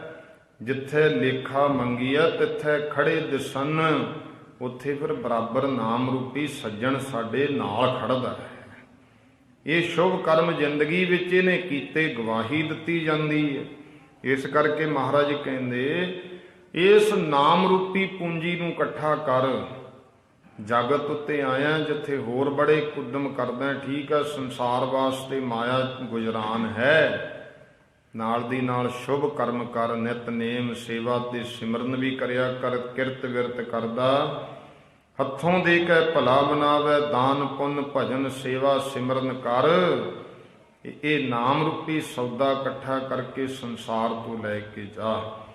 ਬੇਨਤੀ ਕਰੇ ਸੀ ਐਸੀ ਕਲਾ ਨਾ ਖੇਡੀਐ, ਜਿਤ ਦਰਗਹਿ ਗਿਆ ਹਾਰੀਐ, ਦੇਖੀ ਐਸਾ ਕੰਮ ਨਾ ਕਰੀ। ਪਹਿਲਾ ਪਹਿਲੂ ਮਹਾਰਾਜ ਸਮਝਾਉਂਦੇ ਐ, ਜਿਹਦੇ ਕਾਰਨ ਤੈਨੂੰ ਦਰਗਾਹ ਵਿੱਚ ਹਾਰ ਹੋਵੇ, ਆਪਣ ਹੱਥੀਂ ਆਪਣਾ ਆਪੇ ਹੀ ਕਾਜ ਸਵਾਰੀਐ। ਨਾਨਕ ਸਤਿਗੁਰ ਭੇਟਿਆ ਪੂਰੀ ਹੋਵੇ ਜੁਗਤ, ਹਸੰਦਿਆਂ ਖੇਲੰਦਿਆਂ ਖਾਵੰਦਿਆਂ ਪਹਿਨੰਦਿਆਂ ਵਿੱਚੇ ਹੋਵੇ ਮੁਕਤ। ਜੇ ਸਤਿਗੁਰੂ ਨਾਲ ਜੁੜ ਜੇ ਨਾ, ਹੱਸਦਾ ਖੇਡਦਾ ਖਾਂਦਾ ਪੀਂਦਾ ਪਰਿਵਾਰ 'ਚ ਰਹਿੰਦਾ ਹੀ ਤੈਨੂੰ ਮੁਕਤੀ ਮਿਲ ਸਕਦੀ ਹੈ। ਇਹ ਹੋਵੇਗੀ ਜਿਸ ਦਿਨ ਤੂੰ ਸਤਿਗੁਰੂ ਨਾਲ ਜੁੜ ਜਾਏਗਾ। ਇਸ ਕਰਕੇ ਸੁਚੇਤ ਕਰਦੇ ਆ ਮਹਾਰਾਜ। ਇਹਦਾ ਅਰਥ ਹੱਸੰਦਿਆਂ ਖੇਲੰਦਿਆਂ ਪਹਿਨੰਦਿਆਂ ਖਾਵੰਦਿਆਂ ਵਿੱਚੇ ਹੋਵੇ ਮੁਕਤ। ਇਹਦਾ ਭਾਵ ਇਹ ਨਹੀਂ ਵੀ ਹੱਸੋ ਖੇਡੋ ਖਾਓ ਮੌਜ ਕਰੋ। ਬਹੁਤ ਦੁਨੀਆ ਕਹਿੰਦੇ ਖਾਓ ਪੀਓ ਐਸ਼ ਕਰੋ, ਬਾਣੀ ਵੀ ਕਹਿੰਦੇ ਹੱਸੰਦਿਆਂ ਖਲੰਦਿਆਂ, ਉਹ ਐਂ ਪੜ੍ਹ ਕੇ ਸੁਣਾ ਦਿੰਦੇ ਆ। ਆਪਦੀ ਮਰਜ਼ੀ ਨਾਲ ਹੀ ਅਰਥ ਕਰ ਲੈਂਦੇ ਆ। ਇਹਦਾ ਭਾਵ ਕੀ ਹੈ? ਗੁਰੂ ਸਾਹਿਬ ਜੀ ਕਹਿੰਦੇ ਵੀ ਦੇਖੀ ਨਾਨਕ ਸਤਿਗੁਰ ਭੇਟਿਆ। ਇਸ ਤੁਕ ਨੂੰ ਸਮਝੀਏ, ਗੁਰੂ ਨੂੰ ਮਿਲੀਏ, ਗੁਰੂ ਨੂੰ ਭੇਟੀਏ, ਪੂਰੀ ਹੋਵੇ ਜੁਗਤ, ਤਾਂ ਕਿ ਜੀਵਨ ਦੀ ਜੁਗਤੀ ਸਮਝ ਆ ਜੇ ਤੈਨੂੰ। ਹਸੰਦਿਆਂ ਖਿਲੰਦਿਆਂ ਪੈਨੰਦਿਆਂ ਖਾਬੰਦਿਆਂ ਵਿੱਚੇ ਹੋਵੇ ਮੁਕਤ। ਕਿਹੜੇ ਲੇਖੇ ਵਿੱਚ ਅਸੀਂ ਆਉਣਾ ਹੈ, ਬੋਲਣਾ ਕੀ ਹੈ, ਖਾਣਾ ਕੀ ਹੈ, ਸਾਨੂੰ ਸਾਰਾ ਬਾਣੀ ਨੇ ਦੱਸਤਾ। ਇਸ ਕਰਕੇ ਮਹਾਰਾਜ ਜੀ ਕਹਿੰਦੇ ਯਾਦ ਰੱਖ, ਲੇਖੈ ਬੋਲਣ ਬੋਲਣਾ, ਲੇਖੈ ਖਾਣਾ ਖਾਓ। ਰਸਾਂ ਕਸਾਂ ਵਿੱਚ ਨਹੀਂ ਪੈਣਾ ਬਾਬਾ, ਹੋਰ ਖਾਣਾ ਖੁਸ਼ੀ ਖੁਆਰ। ਜਿਤ ਖਾਧੈ ਤਨ ਪੀੜੀਏ, ਮਨ ਮੈਂ ਚੱਲੇ ਵਿਕਾਰ। ਇੱਥੇ ਤਾਂ ਅਸੀਂ ਅਕਾਲ ਪੁਰਖ ਵਾਹਿਗੁਰੂ ਨਾਲ ਜੁੜ ਕੇ, ਉਹਦੇ ਨਾਮ ਦੇ ਨਾਲ ਹੀ ਜੁੜ ਕੇ ਜੀਵਨ ਬਤੀਤ ਕਰਨਾ ਹੈ। ਸੋ ਕਿਉਂ ਮਨੋ ਵਿਸਾਰੀਐ, ਜਿਸ ਕੇ ਜੀ ਪ੍ਰਾਣ, ਤਿਸ ਬਿਨ ਸਭ ਅਪਵਿੱਤਰ ਹੈ, ਜੇਤਾ ਪਹਿਨਣ ਖਾਂ। ਜੇ ਪ੍ਰਮਾਤਮਾ ਚੇਤੇ ਨਹੀਂ, ਫਿਰ ਤੇਰਾ ਪਹਿਨਣਾ ਵੀ ਅਪਵਿੱਤਰ, ਤੇਰਾ ਖਾਣਾ ਵੀ ਅਪਵਿੱਤਰ। ਇਸ ਕਰਕੇ ਉਨੀ ਦੁਨੀਆ ਤੋੜੇ ਬੰਧਨਾ, ਅੰਨ ਪਾਣੀ ਥੋੜਾ ਖਾ। ਅਲਪਾਹਾਰ ਸੁਲਪ ਸੀ ਨਿੰਦਰਾ, ਦਇਆ ਛਿਮਾ ਤਨ ਪ੍ਰੀਤ। ਤੂੰ ਗਰੀਬ ਨਵਾਜ ਪਾਤਸ਼ਾਹ ਕਹਿੰਦੇ ਐਸਾ ਕਰਮ ਕਰਨਾ ਹੈ, ਦੇਖੀ ਕਿਤੇ ਉਹ ਕੰਮ ਨਾ ਕਰੀਏ ਕਿ ਪ੍ਰਮਾਤਮਾ ਦੇ ਦਰ ਵਿੱਚ ਤੈਨੂੰ ਸ਼ਰਮਿੰਦਾ ਹੋਣਾ ਪਵੇ। ਫਰੀਦਾ ਜੇ ਤੂੰ ਅਕਲ ਲਥੀ, ਕਾਲੇ ਲਿਖ ਨਾ ਲੇਖ, ਆਪਨੜੇ ਗਿਰੀਵਾਨ ਮਹਿ, ਸਿਰ ਨੀਵਾਂ ਕਰ ਵੇਖ। ਕਦੇ ਆਪਣੇ ਅੰਦਰ ਵੀ ਝਾਤੀ ਮਾਰ ਕੇ ਵੇਖ ਲੈ। ਜਿੰਨੀ ਕਮੀ ਨਾਹੀ ਗੁਣ ਤੇ ਕਮੜੇ ਵਿਸਾਰ, ਮਤ ਸ਼ਰਮਿੰਦਾ ਥੀਵਈ ਸਾਈਂ ਦੇ ਦਰਬਾਰ। ਦੇਖੀ ਕਿਤੇ ਤੈਨੂੰ ਵਾਹਿਗੁਰੂ ਦੇ ਦਰ ਤੇ ਸ਼ਰਮਿੰਦਗੀ ਨਾ ਉਠਾਉਣੀ ਪਵੇ। ਇਸ ਕਰਕੇ ਦੁਨੀਆ ਤੇ ਚੰਗੇ ਕਰਮ ਕਰ, ਐਸੀ ਕਲਾ ਨਾ ਖੇਡੀਏ, ਜਿਤ ਦਰਗਹਿ ਗਿਆ ਹਾਰੀਏ। ਕੋਈ ਐਸਾ ਕਰਮ ਨਾ ਕਰੀ ਕਿ ਵਾਹਿਗੁਰੂ ਦੀ ਦਰਗਾਹ ਵਿੱਚ ਤੂੰ ਹਾਰਿਆ ਹੋਇਆ ਜਾਵੇਂ। ਜਿਹੜੇ ਹਾਰ ਜਾਂਦੇ ਨੇ ਮੂੰਹ ਲਟਕਾ ਕੇ ਜਾਂਦੇ ਐ, ਜਿਹੜੇ ਜਿੱਤ ਜਾਂਦੇ ਨੇ ਛਾਤੀ ਚੌੜੀ ਕਰਕੇ ਜਾਂਦੇ ਐ। ਤੇ ਜਗ ਤੇ ਸ਼ੁਭ ਜੀਵਨ ਜਿਉਂ, ਚੰਗਾ ਜੀਵਨ ਜਿਉਂ, ਤਾਂ ਕਿ ਇੱਥੋਂ ਜਦ ਜਾਣਾ ਛਾਤੀ ਚੌੜੀ ਕਰਕੇ, ਮੁਖ ਤਾਹਾਂ ਨੂੰ ਕਰਕੇ ਜਾਵੇਂ। ਜਿੱਤਿਆ ਹੋਇਆ ਬਾਹਾਂ ਮਾਰਦਾ ਜਾਂਦਾ ਹੈ ਨਾ, ਬਾਹਾਂ ਲੁੜਾਈਆ ਜਾਂਦਾ। ਵਿੱਚ ਦੁਨੀਆ ਸੇਵ ਕਮਾਈਐ, ਤਾਂ ਦਰਗਹਿ ਬੈਸਣ ਪਾਈਐ, ਕਹੋ ਨਾਨਕ ਬਾਹਾਂ ਲੁੜਾਈਐ। ਤੂੰ ਬਾਹਾਂ ਲੁਡਾ ਕੇ ਜਾਵੇਂ। ਜੇ ਹਾਰ ਗਿਆ ਨੀਵੀਂ ਪਾ ਕੇ ਤੁਰਨਾ ਪਊਗਾ। ਜਿਹੜੀਆਂ ਟੀਮਾਂ ਮੈਦਾਨ ਵਿੱਚ ਹਾਰ ਜਾਂਦੀਆਂ, ਜਦੋਂ ਬਾਹਰ ਨਿਕਲਦੀਆਂ ਨੇ ਤਾਂ ਨੀਵੀਂ ਪਾ ਕੇ ਤੁਰਦੇ ਐ।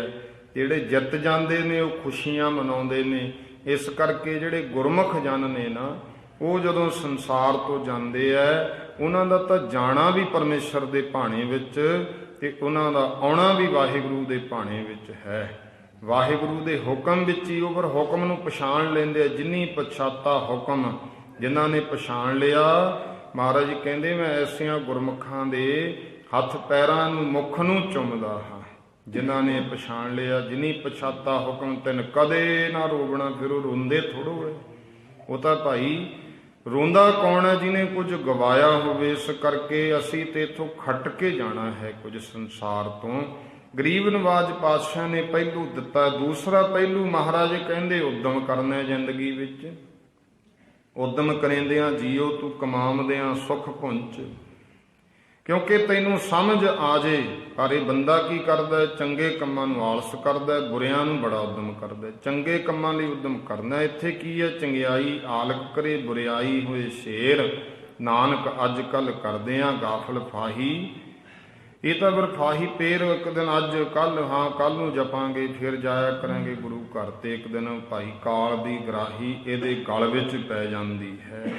ਇਸ ਕਰਕੇ ਗਰੀਬ ਨਵਾਜ ਪਾਤਸ਼ਾਹ ਕਹਿੰਦੇ ਉਦਮੀ ਬਣਨਾ। ਜਿਹੜਾ ਉਦਮੀ ਬੰਦਾ ਹੁੰਦਾ ਹੈ ਨਾ, ਉਹ ਹਮੇਸ਼ਾ ਹੀ ਕਰਮਯੋਗੀ ਹੁੰਦਾ ਹੈ। ਉਦਮ ਕਰਦਾ ਹੀ ਕਰਮਯੋਗੀ ਬੰਦਾ। ਹੁਣ ਜਿਹੜੇ ਵਿਦੇਸ਼ਾਂ ਵਿੱਚ ਗਏ ਕਰਮ ਕਰਦੇ ਨੇ, ਉੱਥੇ ਦੇਖੋ ਉਦਮ ਕਰਕੇ ਹੀ ਕਿੱਡੀ ਦੂਰ ਤੱਕ ਤਰੱਕੀਆਂ ਕਰਨੀਆਂ। ਇੱਥੋਂ ਆਪਾਂ ਗਏ ਉੱਠ ਕੇ ਵਿਦੇਸ਼ਾਂ ਵਿੱਚ, ਕੀ ਲੈ ਕੇ ਗਿਆ ਸੀ? ਕੋਈ ਉੱਥੇ ਕਿਰਾਏ ਤੇ ਰਹਿ ਕੇ ਉਦਮ ਕੀਤਾ ਨਾ, ਦੁਨੀਆ ਖੁਸ਼ਹਾਲ ਬਣਾਈ ਆਪਣੀ ਜ਼ਿੰਦਗੀ। ਉਦਮ ਹੀ ਕਰਦੇ ਆ ਜ਼ਿੰਦਗੀ 'ਚ। ਇਸੇ ਤਰ੍ਹਾਂ ਹੀ ਅੰਤਰੀਵ ਜੀਵਨ ਨੂੰ ਵੀ ਖੁਸ਼ਹਾਲ ਬਣਾਉਣਾ ਹੈ। ਅੰਤਰੀਵ ਦਾ ਜੀਵਨ ਵੀ ਖੁਸ਼ਹਾਲ। ਸਰਦਾਰ ਨੱਥਾ ਸਿੰਘ ਜੀ ਵਿਦੇਸ਼ ਵਿੱਚ ਚੜ੍ਹਾਈ ਕੀਤੇ ਉਸ ਧਰਤੀ ਤੇ ਜਿੱਥੇ ਕਰਮ ਕਰਦੇ ਆ, ਬੜੀ ਮਿਹਨਤ ਕਰਦੇ ਆ ਸਾਰੇ ਜਾਣੇ ਜਿਹੜੇ ਵਿਦੇਸ਼ਾਂ ਚੋਂ, ਸਾਰਿਆਂ ਦੇ ਕਿਸੇ ਨਾ ਕਿਸੇ ਦਾ ਕੋਈ ਬੱਚਾ, ਕੋਈ ਪਰਿਵਾਰ, ਕੋਈ ਰਿਸ਼ਤੇਦਾਰ ਗਿਆ, ਸਭ ਨੂੰ ਪਤਾ ਕਿੰਨੀਆਂ ਮਿਹਨਤਾਂ ਕਰਦੇ ਆ। ਜਿਵੇਂ ਦੁਨੀ ਕਿਸ ਵਾਸਤੇ ਕਰਦੇ ਆ ਕਿ ਖੁਸ਼ਹਾਲ ਹੋ ਜਾਵੇ ਜ਼ਿੰਦਗੀ। ਕਈ ਵਾਰ ਤਾਂ ਐਸਾ ਇੰਨੀ ਮਿਹਨਤ ਕਰਨ ਵਾਲੇ ਮੈਂ ਉੱਥੇ ਵੇਖਿਆ ਕਿ ਰਾਤ ਨੂੰ ਸੌਣ ਦਾ ਸਮਾਂ ਮਿਲਦਾ ਕਿ ਤੇ ਵਾਰ ਐਤਵਾਰ ਵਾਲੇ ਦਿਨ ਫਿਰ ਗੁਰੂ ਘਰ ਆਉਂਦੇ ਆ ਮਨ ਦੀ ਸ਼ਾਂਤੀ ਵਾਸਤੇ, ਸਤਿਗੁਰੂ ਪਾਤਸ਼ਾਹ ਦਾ ਸ਼ੁਕਰ ਕਰਨ ਵਾਸਤੇ ਮਿਹਨਤ ਕਰਨ ਵਾਲੇ ਜੰਨੇ ਆ। ਇਉਂ ਗਰੀਬ ਨਵਾਜ਼ ਪਾਤਸ਼ਾਹ ਜੀ ਕਹਿੰਦੇ ਇੱਥੇ ਜਿਵੇਂ ਉਦਮ ਕਰਦਾ ਨਾ, ਉਦਮ ਕਰੇਂਦਿਆਂ ਜੀਓ ਤੂੰ ਕਮਾਮਦਿਆਂ ਸੁਖ ਪੁੰਚ, ਧਿਆਏਂਦਿਆਂ ਤੂੰ ਪ੍ਰਭੂ ਮਿਲ। ਇਵੇਂ ਹੀ ਪਰਮੇਸ਼ਰ ਨੂੰ ਵੀ ਯਾਦ ਰੱਖ, ਨਾਨਕ ਉਤਰੀ ਚਿੰਤ। ਅਕਾਲ ਪੁਰਖ ਵਾਹਿਗੁਰੂ ਨੇ ਤੈਨੂੰ ਕਿਹਾ ਗਾਹਾਂ ਕੂ ਤਰਾਂਗ, ਪਿੱਛਾ ਫੇਰ ਨਾ ਮੁੱਢੜਾ, ਸਿੱਜ ਅਵੇਹਾ ਵਾਰ ਬਹੁੜ ਨਾ ਹੋਵੀ ਜਨਮੜਾ। ਸਤਿਗੁਰੂ ਪਾਤਸ਼ਾਹ ਮਹਾਰਾਜ ਨੇ ਇਹ ਦੂਜਾ ਪਹਿਲੂ ਦਿੱਤਾ ਵੀ ਉਦਮ ਕਰਨਾ ਹੈ। ਤੀਜਾ ਪਹਿਲੂ ਸਤਿਗੁਰੂ ਪਾਤਸ਼ਾਹ ਨੇ ਇਹ ਗੱਲ ਕਹੀ ਕਿ ਜਿਹੜਾ ਜੀਵਨ ਹੈ ਇਹਨੂੰ ਮੰਨਣਾ ਕਿਵੇਂ ਹੈ। ਇਹ ਜਨਮ ਲੈ ਕੇ ਮਨੁੱਖ ਦੋ ਤਰ੍ਹਾਂ ਨਾਲ ਵਿਚਰਦਾ ਸੰਸਾਰ ਤੇ। ਜਨਮ ਲੈਂਦਾ, ਇੱਕ ਆਤਮਿਕ ਤੌਰ ਤੇ ਵਿਚਰਦਾ ਹੈ ਤੇ ਦੂਜਾ ਸਰੀਰਕ ਤੌਰ ਤੇ। ਆਤਮਿਕ ਤੌਰ ਤੇ ਦੇਖੋ ਇਹ ਜਿਉਂਦਾ, ਸਾਹ ਲੈਂਦਾ। ਜਿਹੜੇ ਤਾਂ ਆਤਮਿਕ ਤੌਰ ਤੇ ਜਿਉਂਦੇ ਉਹ ਸ਼ੁਭ ਜਿਉਣਾ ਹੈ। ਇੱਕ ਸਾਹ ਲੈ ਰਿਹਾ ਪਰ ਮਰੇ ਦੀ ਤਰ੍ਹਾਂ, ਮਰਣੰ ਵਿਸਰਣੰ ਗੋਬਿੰਦਾ ਹੈ, ਉਹ ਮਰਨਾ ਹੀ ਹੈ ਜਦੋਂ ਵਾਹਿਗੁਰੂ ਵਿਸਰ ਗਿਆ। ਜੀਵਨੰ ਹਰ ਨਾਮ ਧਿਆਵਣ ਹੈ, ਜਿਉਣਾ ਕੀ ਹੈ ਪਰਮੇਸ਼ਰ ਦੇ ਨਾਮ ਨੂੰ ਧਿਆਉਣਾ, ਵਾਹਿਗੁਰੂ ਦਾ ਨਾਮ ਜਪਣਾ, ਆਖਾਂ ਜੀਵਾਂ। ਗੁਰੂ ਨਾਨਕ ਦੇਵ ਪਾਤਸ਼ਾਹ ਮਹਾਰਾਜ ਕਹਿੰਦੇ ਜਦੋਂ ਮੈਂ ਵਾਹਿਗੁਰੂ ਦਾ ਨਾਮ ਲੈਣਾ, ਜਦੋਂ ਸਿਮਰਤ ਕਰਦਾ ਹਾਂ ਉਦੋਂ ਮੈਂ ਜਿਉਂਦਾ ਹਾਂ, ਤੇ ਜਦੋਂ ਪ੍ਰਮਾਤਮਾ ਭੁੱਲ ਜਾਵੇ, ਵਿਸਰ ਜਾਵੇ ਤਾਂ ਉਦੋਂ ਸਮਝੋ ਮੌਤ ਹੀ ਹੈ। ਇਹ ਤਾਂ ਅਤ ਸੁੰਦਰ ਕੁਲੀਨ ਚਤੁਰ ਮੁਖ ਗਿਆਨੀ ਧਨਵੰਤ, ਮਿਰਤਕ ਕਹੀਏ ਨਾਨਕਾ ਜਿਹ ਪ੍ਰੀਤ ਨਹੀਂ ਭਗਵੰਤ, ਸੋਈ ਨਾਨਕ ਸੋਈ ਜੀਵਿਆ ਜਨਿਕ ਪਛਾਤਾ। ਇਸ ਕਰਕੇ ਸੋ ਜੀਵਿਆ ਜਿਸ ਮਨ ਵਸਿਆ ਸੋਏ, ਨਾਨਕ ਅਵਰ ਨਾ ਜੀਵੈ ਹੋਏ, ਜੇ ਜੀਵੈ ਪਤ ਲੱਥੀ ਜਾਏ ਸਭ ਹਰਾਮ, ਜੇਤਾ ਕਿਛ ਖਾਏ। ਗੁਰੂ ਨਾਨਕ ਪਾਤਸ਼ਾਹ ਕਹਿੰਦੇ ਪਰਮੇਸ਼ਰ ਦੇ ਨਾਮ ਨਾਲ ਹੀ ਜ਼ਿੰਦਗੀ ਹੈ। ਆਖਾਂ ਜੀਵਾ ਵਿਸਰੈ ਮਰ ਜਾਉ, ਆਖਾਂ ਜੀਵਾ ਵਿਸਰੈ ਮਰ ਜਾਉ,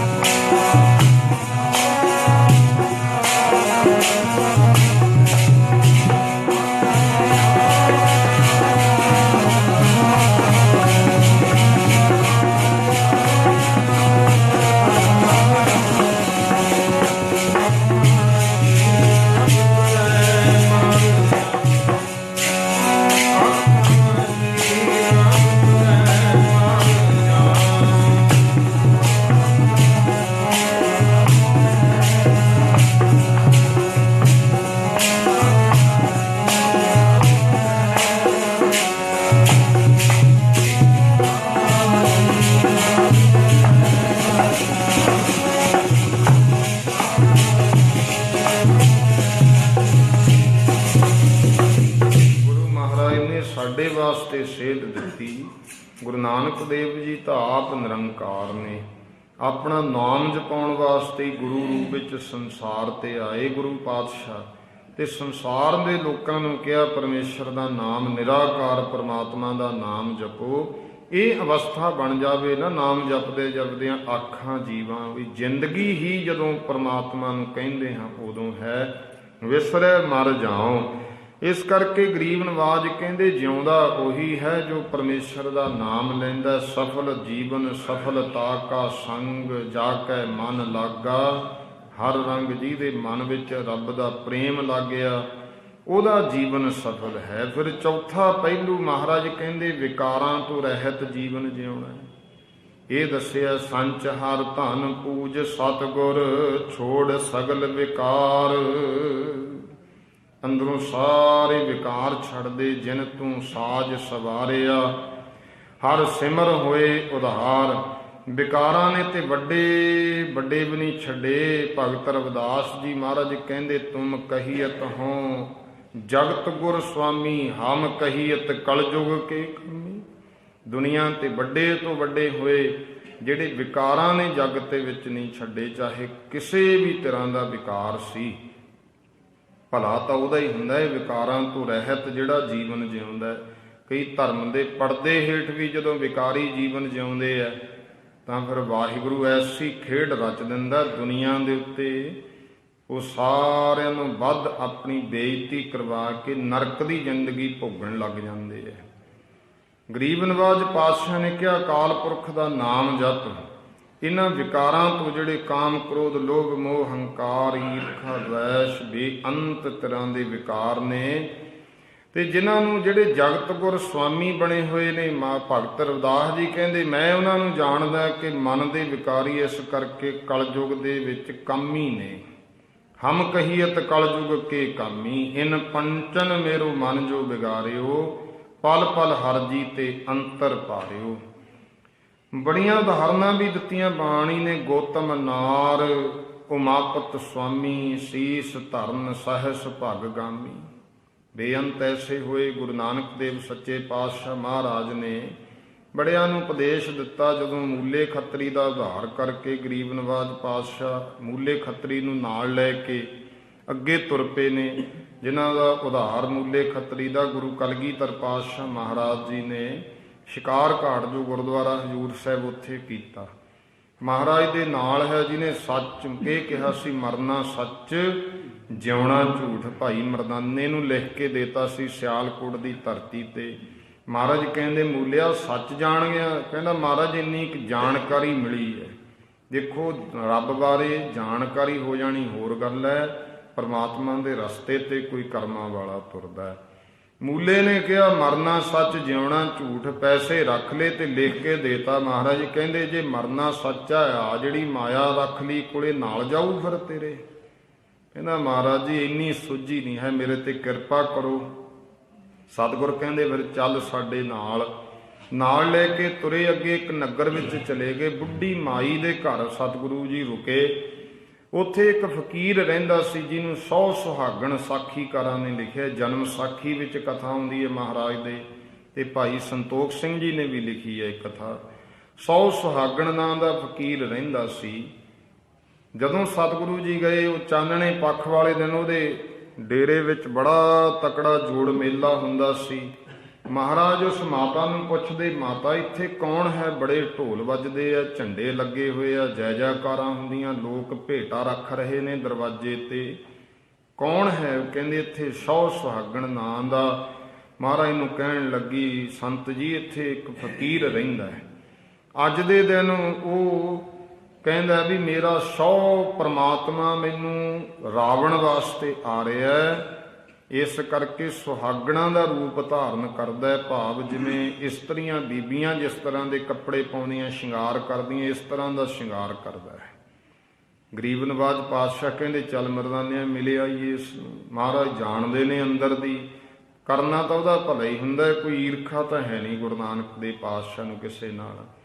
ਜਦੋਂ ਗਏ ਉਹਦੇ ਚੇਲਿਆਂ ਨੂੰ ਕਿਹਾ ਜਾ ਕੇ ਆਪਣੇ ਫਕੀਰ ਨੂੰ ਕਹੋ ਅਸੀਂ ਮਿਲਣਾ ਹੈ। ਉਹ ਕਹਿੰਦੇ ਨਾ ਜੀ ਅੱਜ ਨਹੀਂ ਦਰਵਾਜ਼ਾ ਖੁੱਲ੍ਹਣਾ, ਆਹ ਦੇਖੋ ਦੁਨੀਆ ਦਰਵਾਜ਼ੇ ਤੇ ਭੇਟਾ ਰੱਖ ਕੇ ਮੱਥੇ ਟੇਕ ਟੇਕ ਕੇ ਜਾ ਰਹੀ ਹੈ, ਪਾਸੇ ਹੋ ਰਿਹਾ ਜੈ ਜੈਕਾਰਾਂ ਹੁੰਦੀਆਂ। ਅੱਜ ਤਾਂ ਸਾਡੇ ਫਕੀਰ ਨੂੰ 100 ਸੁਹਾਗਣ ਬਣੇ ਹੋਏ ਆ, ਉਹਨੂੰ 100 ਦਾ ਪ੍ਰਾਪਤੀ ਹੋ ਰਹੀ ਹੈ, 100 ਦਾ ਮਿਲਣ ਹੋ ਰਿਹਾ। 100 ਕੌਣ ਹੈ? ਪਤੀ ਪਰਮਾਤਮਾ।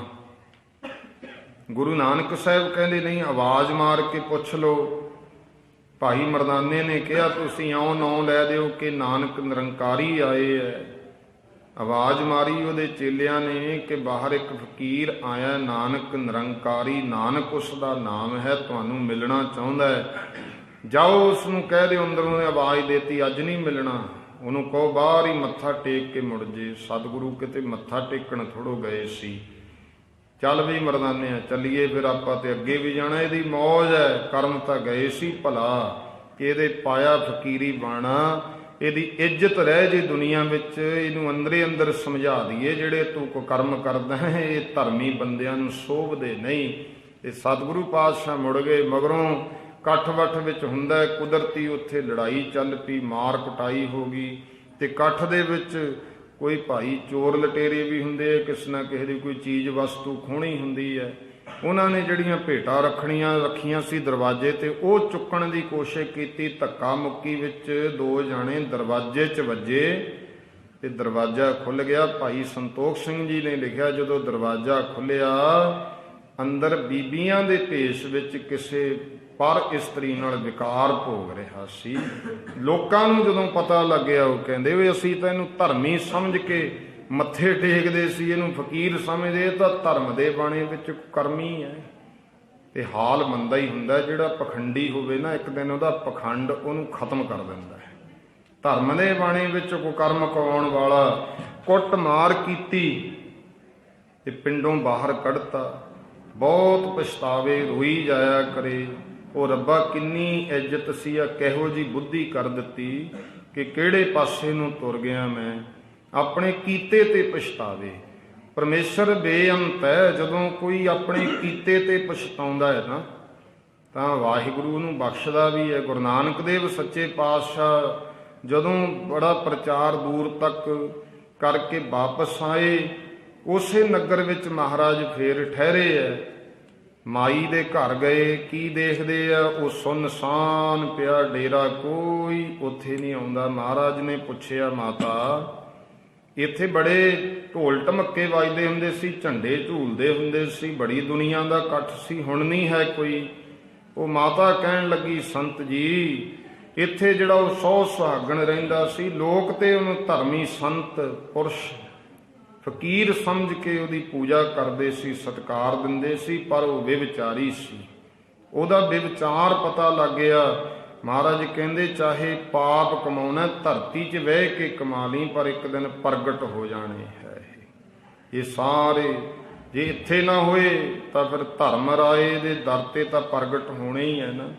ਜਦੋਂ ਉਸ ਪਰਮੇਸ਼ਰ ਦੇ ਦਰਬਾਰ ਵਿੱਚ ਹਿਸਾਬ ਕਿਤਾਬ ਹੋਇਆ, ਫਿਰ ਕੌਣ? ਚਿੱਤਰਗੁਪਤ ਨੇ ਫਿਰ ਤੇਰਾ ਸਾਰਾ ਹਿਸਾਬ ਕਿਤਾਬ ਦੱਸ ਦੇਣਾ। ਚਿੱਤਰਗੁਪਤ ਕੀ ਹੈ? ਸਾਡੀ ਜ਼ਿੰਦਗੀ ਦਾ ਇੱਕ ਚਿੱਤਰ ਹੈ ਜਿਹੜਾ ਗੁਪਤ ਰੂਪ ਵਿੱਚ ਬਣੀ ਜਾਂਦਾ ਹੈ। ਅਸੀਂ ਜੋ ਕੁਝ ਕਰਦੇ ਹਾਂ ਉਹ ਚਿੱਤਰ ਬਣ ਰਿਹਾ ਹੈ ਤੇ ਉਹ ਸਾਰੀ ਫਾਈਲ ਤੇ ਖੁੱਲ ਜਾਣੀ ਹੈ। ਧਰਮ ਰਾਏ ਜਬ ਲੇਖਾ ਮੰਗੈ, ਕਿਆ ਮੁਖ ਲੈ ਕੇ ਜਾਹੇਗਾ, ਫਿਰ ਦੱਸ ਕੀ ਮੂੰਹ ਦਿਖਾਵੇਂਗਾ ਉੱਥੇ। ਇਸ ਕਰਕੇ ਮਹਾਰਾਜ ਨੂੰ ਦੱਸਿਆ, ਸੰਤ ਜੀ ਉਹ ਤੇ ਇਸ ਤਰ੍ਹਾਂ ਦਾ ਸੀ, ਕੁੱਟਿਆ ਮਾਰਿਆ, ਆ ਰੋਂਦਾ ਕੁਰਲਾਉਂਦਾ ਫਿਰਦਾ, ਕੋਈ ਉਹਨੂੰ ਮੂੰਹ ਨਹੀਂ ਲਾਉਂਦਾ ਹੁਣ ਨਗਰ ਦਾ। ਮਹਾਰਾਜ ਕਹਿੰਦੇ ਹੈ ਕਿੱਥੇ? ਕਹਿੰਦੀ ਬਾਹਰ ਧੱਕੇ ਖਾਂਦਾ, ਪਿੰਡੋਂ ਬਾਹਰ ਫਿਰਦਾ, ਜਦੋਂ ਦੇਖੋ ਰੋਈ ਜਾਂਦਾ। ਜਿਹੜੇ ਆਪਣੇ ਕੀਤੇ ਤੇ ਪਛਤਾਉਂਦਾ ਹੈ, ਪਰ ਬਖਸ਼ੇ ਕੌਣ? ਬਖਸ਼ਣਹਾਰ ਤਾਂ ਗੁਰੂ ਨਾਨਕ ਦੇਵ ਜੀ ਹੋਈ ਹੈ। ਦੁਨੀਆ ਤੇ ਨਾ ਨਹੀਂ ਹੁੰਦਾ, ਇਹ ਤਾਂ ਗੁਰੂ ਹੀ ਆ ਜਿਹੜਾ ਬਖਸ਼ ਦਿੰਦਾ, ਕਲੰਕਾਂ ਨੂੰ ਵੀ ਮੇਟ ਦਿੰਦਾ ਹੈ ਪਰਮੇਸ਼ਰ ਵਾਹਿਗੁਰੂ। ਤੇ ਸਤਿਗੁਰੂ ਨਗਰ ਤੋਂ ਬਾਹਰ ਗਏ, ਇੱਕ ਹੱਥ ਪੈਰ ਨੁਕਸ ਸਨ।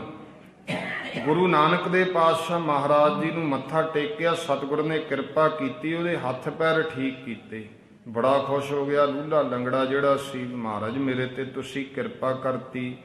ਕਹਿੰਦਾ ਮੈਂ ਤੇ ਨਗਰ ਵਿੱਚ ਦੱਸਦਾ ਜਾ ਕੇ ਵੀ ਬਾਹਰ ਇੱਕ ਸੰਤ ਆਏ ਐ, ਆ ਮੇਰੇ ਹੱਥ ਪੈਰ ਠੀਕ ਕੀਤੇ। ਮਹਾਰਾਜ ਕਹਿਣ ਲੱਗੇ ਕਹੇਗਾ ਕੀ ਜਾ ਕੇ ਨਗਰ ਵਿੱਚ? ਕਹਿੰਦਾ ਜੀ ਤੁਸੀਂ ਦੱਸ ਦਿਓ ਕੀ ਨਾਂ ਲਵਾਂ। ਕਹਿੰਦੇ ਤੈਨੂੰ ਕੋਈ ਨਗਰ ਵਿੱਚ ਪੁੱਛੇ ਕਿਹਨੇ ਠੀਕ ਕੀਤੇ, ਤੂੰ ਕਹੀਂ 100 ਸੁਹਾਗਣ ਨੇ ਕੀਤੇ ਆ। ਜਦੋਂ ਕੋਈ ਨਗਰ ਵਿੱਚ ਪੁੱਛਦਾ ਵੀ ਤੇਰੇ ਹੱਥ ਪੈਰ ਕਿਵੇਂ ਠੀਕ ਹੋ ਗਏ, ਕਹਿੰਦਾ 100 ਸੁਹਾਗਣ ਨੇ ਕੀਤੇ। ਇਸ ਗੱਲ ਦਾ 100 ਸੁਹਾਗਣ ਨੂੰ ਪਤਾ ਲੱਗਿਆ, ਉਹ ਸੋਚਦਾ 100 ਸੁਹਾਗਣ ਤੇ ਮੈਂ ਆ, ਮੈਂ ਤੇ ਇਹਦਾ ਕੁਝ ਨਹੀਂ ਸਵਾਰਿਆ, ਨਾਂ ਮੇਰਾ ਲਈ ਜਾਂਦਾ। ਕੋਲ ਜਾ ਕੇ ਪੁੱਛਿਆ ਕਿਹੜੇ 100 ਸੁਹਾਗਣ ਨੇ, ਕਹਿੰਦਾ ਬਾਹਰ ਬਾਹਰ ਬੈਠੇ ਨੇ। ਧੰਨ ਗੁਰੂ ਨਾਨਕ ਦੇ ਪਾਤਸ਼ਾਹ ਮਹਾਰਾਜ ਕੋਲ ਆਇਆ, ਕਹਿਣ ਲੱਗਿਆ ਸੱਚੇ ਪਾਤਸ਼ਾਹ 100 ਸੁਹਾਗਣ ਤੇ ਮੈਂ ਆ, ਤੇ ਤੁਸੀਂ ਮੇਰਾ ਨਾਂ ਦੀ ਜੈ ਜੈਕਾਰ ਕਿਵੇਂ ਕਰਾਤੀ? ਲੋਕਾਂ ਵਿੱਚ ਲੋਕ ਜੈ ਜੈਕਾਰ ਵੀ ਉਦੋਂ ਹੀ ਕਰਨ ਲੱਗ ਗਏ ਵੀ ਦੇਖੋ ਇੱਕ ਲੂਲੇ ਲੰਗੜੇ ਦੇ ਹੱਥ ਪੈਰ ਠੀਕ ਕਰਤੇ, ਦਾ ਮਤਲਬ 100 ਸੁਹਾਗਣ ਤੇ ਸ਼ਕਤੀਆਂ ਵਾਲਾ ਹੈ। ਮਹਾਰਾਜ ਕਹਿਣ ਲੱਗੇ 100 ਸੁਹਾਗਣ ਤੂੰ ਅਕਾਲ ਪੁਰਖ ਅੱਗੇ ਆਪਣੇ ਕੀਤੇ ਕਰਮਾਂ ਦਾ ਪਛਤਾਵਾ ਕੀਤਾ ਤੇ ਪਰਮੇਸ਼ਰ ਬਖਸ਼ਿੰਦ ਹੈ, ਉਹਨੇ ਕਿਰਪਾ ਕਰਤੀ, ਤੇਰੇ ਕੀਤੇ ਗੁਨਾਹਾਂ ਨੂੰ ਬਖਸ਼ ਦਿੱਤਾ ਹੈ। ਆਪਾਂ ਬੇਨਤੀ ਕਰਦੇ ਹਾਂ ਨਾ, ਜੇਤਾ ਸਮੁੰਦ ਸਾਗਰ ਨੀਰ ਭਰਿਆ, ਤੇਤੇ ਔਗਣ ਹਮਾਰੇ, ਦਇਆ ਕਰੋ ਕਿਛ ਮਿਹਰੂ ਪਾਵੋ, ਡੁੱਬਦੇ ਪੱਥਰ ਤਾਰੇ। ਹਮ ਅਵਗੁਣ ਭਰੇ ਇੱਕ ਗੁਣ ਨਾਹੀ, ਇੱਕ ਵੀ ਗੁਣ ਨਹੀਂ ਔਗਣਾ ਨਾਲ ਭਰੇ ਹੋਏ ਆ। ਤੂੰ ਇਉਂ ਅਰਦਾਸਾਂ ਬੇਨਤੀਆਂ ਭਗਵਾਨ ਅੱਗੇ ਕਰਦਾ ਹੈ, ਤਾਂ ਫਿਰ ਅਕਾਲ ਪੁਰਖ ਦੇ ਦਰ ਤੇ ਸੁਣੀ ਗਈ। ਪਰਮੇਸ਼ਰ ਬਖਸ਼ਿੰਦ ਪਿਤਾ ਹੈ, ਉਹ ਕੀਤੇ ਹੋਏ ਗੁਨਾਹਾਂ ਤੇ ਜੇ ਕੋਈ ਮਾਫੀਆਂ ਮੰਗੇ ਤਾਂ ਉਹਨੂੰ ਬਖਸ਼ ਵੀ ਦਿੰਦਾ ਹੈ। ਮਹਾਰਾਜ ਕਹਿਣ ਲੱਗੇ ਜਿਹੜੇ ਫਕੀਰੀ ਬਾਣੇ ਵਿੱਚ ਤੂੰ ਕਰਮ ਕਰਾਉਂਦਾ ਸੀ, ਇਹ ਫਕੀਰਾਂ ਦਾ ਭੇਸ਼ ਤੇ ਕਰਮ ਤੇਰੇ ਫਕੀਰਾਂ ਵਾਲੇ ਨਹੀਂ ਸੀ। ਜਿਹੜੇ ਰੱਬ ਦੇ ਪਿਆਰੇ ਹੁੰਦੇ ਐ ਉਹ ਦੁਨੀਆ ਦੇ ਭਲੇ ਵਾਸਤੇ ਇਹਨਾਂ ਵਿਕਾਰਾਂ ਤੋਂ ਬਚ ਕੇ ਜ਼ਿੰਦਗੀ ਜਿਉਂਦੇ ਨੇ। ਤੋ ਇਹ ਪਹਿਲੂ ਹੈ ਕਿ ਜੀਵਨ ਤਾਂ ਜਿਉਂ ਪਰ ਵਿਕਾਰਾਂ ਤੋਂ ਰਹਿਤ ਜਿਉਂ। ਸਤਿਗੁਰੂ ਨੇ ਉਹਦੇ ਤੇ ਕਿਰਪਾ ਕੀਤੀ। ਪੰਜਵਾਂ ਪਹਿਲੂ ਫਿਰ ਮਹਾਰਾਜ ਕਹਿੰਦੇ ਸੱਚੀ ਕਿਰਤ ਕਰੇ। ਸੱਚੀ ਕਿਰਤ ਕਰਕੇ ਆਪਣੇ ਔਗਣ ਛੱਡ ਦੇਵੇ ਤੇ ਸਤਿਗੁਣੀ ਜੀਵਨ ਨੂੰ ਬਤੀਤ ਕਰੇ। ਫਰੀਦਾ ਜਿੰਨੀ ਕੰਮੀ ਨਾਹੀ ਗੁਣ ਤੇ ਕੰਮੜੇ ਵਿਸਾਰ, ਮਤ ਸ਼ਰਮਿੰਦਾ ਥੀਵੇਂ ਸਾਈਂ ਦੇ ਦਰਬਾਰ। ਇਉਂ ਅਕਾਲ ਪੁਰਖ ਪਰਮਾਤਮਾ ਨੂੰ ਯਾਦ ਰੱਖੇ। ਕਹੋ ਨਾਨਕ ਤਿਨ ਸਭ ਕਿਛ ਨੀਕਾ, ਜੋ ਪ੍ਰਭ ਕੀ ਸ਼ਰਨਾਗਣਾ। ਤੇ ਜਿਹੜੇ ਇਉਂ ਪ੍ਰਮਾਤਮਾ ਦਾ ਨਾਮ ਜਪਾਉਂਦੇ ਆ, ਗੁਰੂ ਅਰਜਨ ਦੇਵ ਸੱਚੇ ਪਾਤਸ਼ਾਹ ਮਹਾਰਾਜ ਜੀ ਨੇ ਫਿਰ ਸੁਖਮਨੀ ਸਾਹਿਬ ਦੀ ਆਪਾਂ ਪੌੜੀ ਪਹਿਲਾਂ ਅਸ਼ਟਪਦੀ ਦਾ ਇੱਕ ਪਦਾ ਪੜ੍ਹਿਆ ਸੀ। ਆਓ ਹੁਣ ਸਮਾਂ ਵੀ ਹੋਣ ਵਾਲਾ ਹੈ, ਪੜ੍ਹੀਏ ਪਿਆਰ ਨਾਲ। ਗਰੀਬ ਨਵਾਜ ਪਾਤਸ਼ਾਹ ਜੀ ਕਹਿੰਦੇ ਤੂੰ ਕਰਿਆ ਕਰ ਸਤਿ ਭਗਵਾਨ ਦੀ, ਅਕਾਲ ਪੁਰਖ ਪਰਮੇਸ਼ਰ ਦੀ। ਉਸਤਤ ਮਨ ਮੈਂ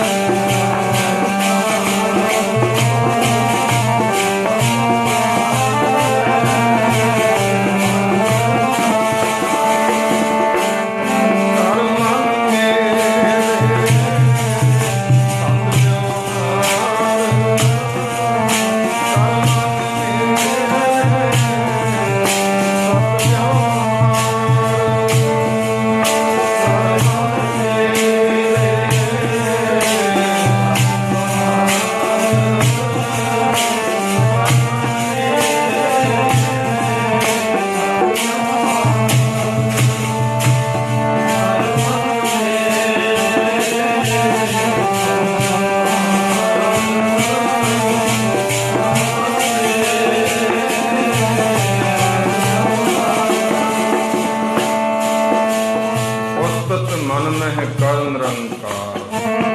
ਇਹ ਜੀਵਨ ਦੀ ਜੋਤੀ ਹੈ, ਆਪਣੇ ਮਨ ਵਿੱਚ ਨਿਰੰਕਾਰ ਦੀ ਉਸਤਤੀ ਕਰਿਆ ਕਰ। ਮਨ ਮੇਰੇ ਸਤ ਵਿਵਹਾਰ, ਸੱਚੀ ਕਿਰਤ ਕਰ, ਸਤ ਵਿਵਹਾਰ ਕਰ। ਨਿਰਮਲ ਰਸਨਾ ਅੰਮ੍ਰਿਤ ਪੀਓ, ਰਸਨਾ ਨਾਲ ਪਰਮਾਤਮਾ ਦਾ ਨਾਮ ਜਪਿਆ ਕਰ। ਇਹ ਰਸਨਾ ਨੂੰ ਵੀ ਪਵਿੱਤਰ ਕਰ। ਇਹ ਰਸਨਾ ਤੂੰ ਅਨਰਸ ਰਾਚ ਰਹੀ, ਤੇਰੀ ਪਿਆਸ ਨਾ ਜਾਏ, ਪਿਆਸ ਨਾ ਜਾਏ ਹੋਰ ਕਿਤੇ ਜਿੱਥੇ ਹਰ ਰਸ ਪੱਲੇ ਨਾ ਪਾਏ। ਇਹ ਰਸਨਾ ਵੀ ਪਵਿੱਤਰ ਹੁੰਦੀ ਹੈ, ਸਬਲੀ ਹੁੰਦੀ ਹੈ। ਜੇ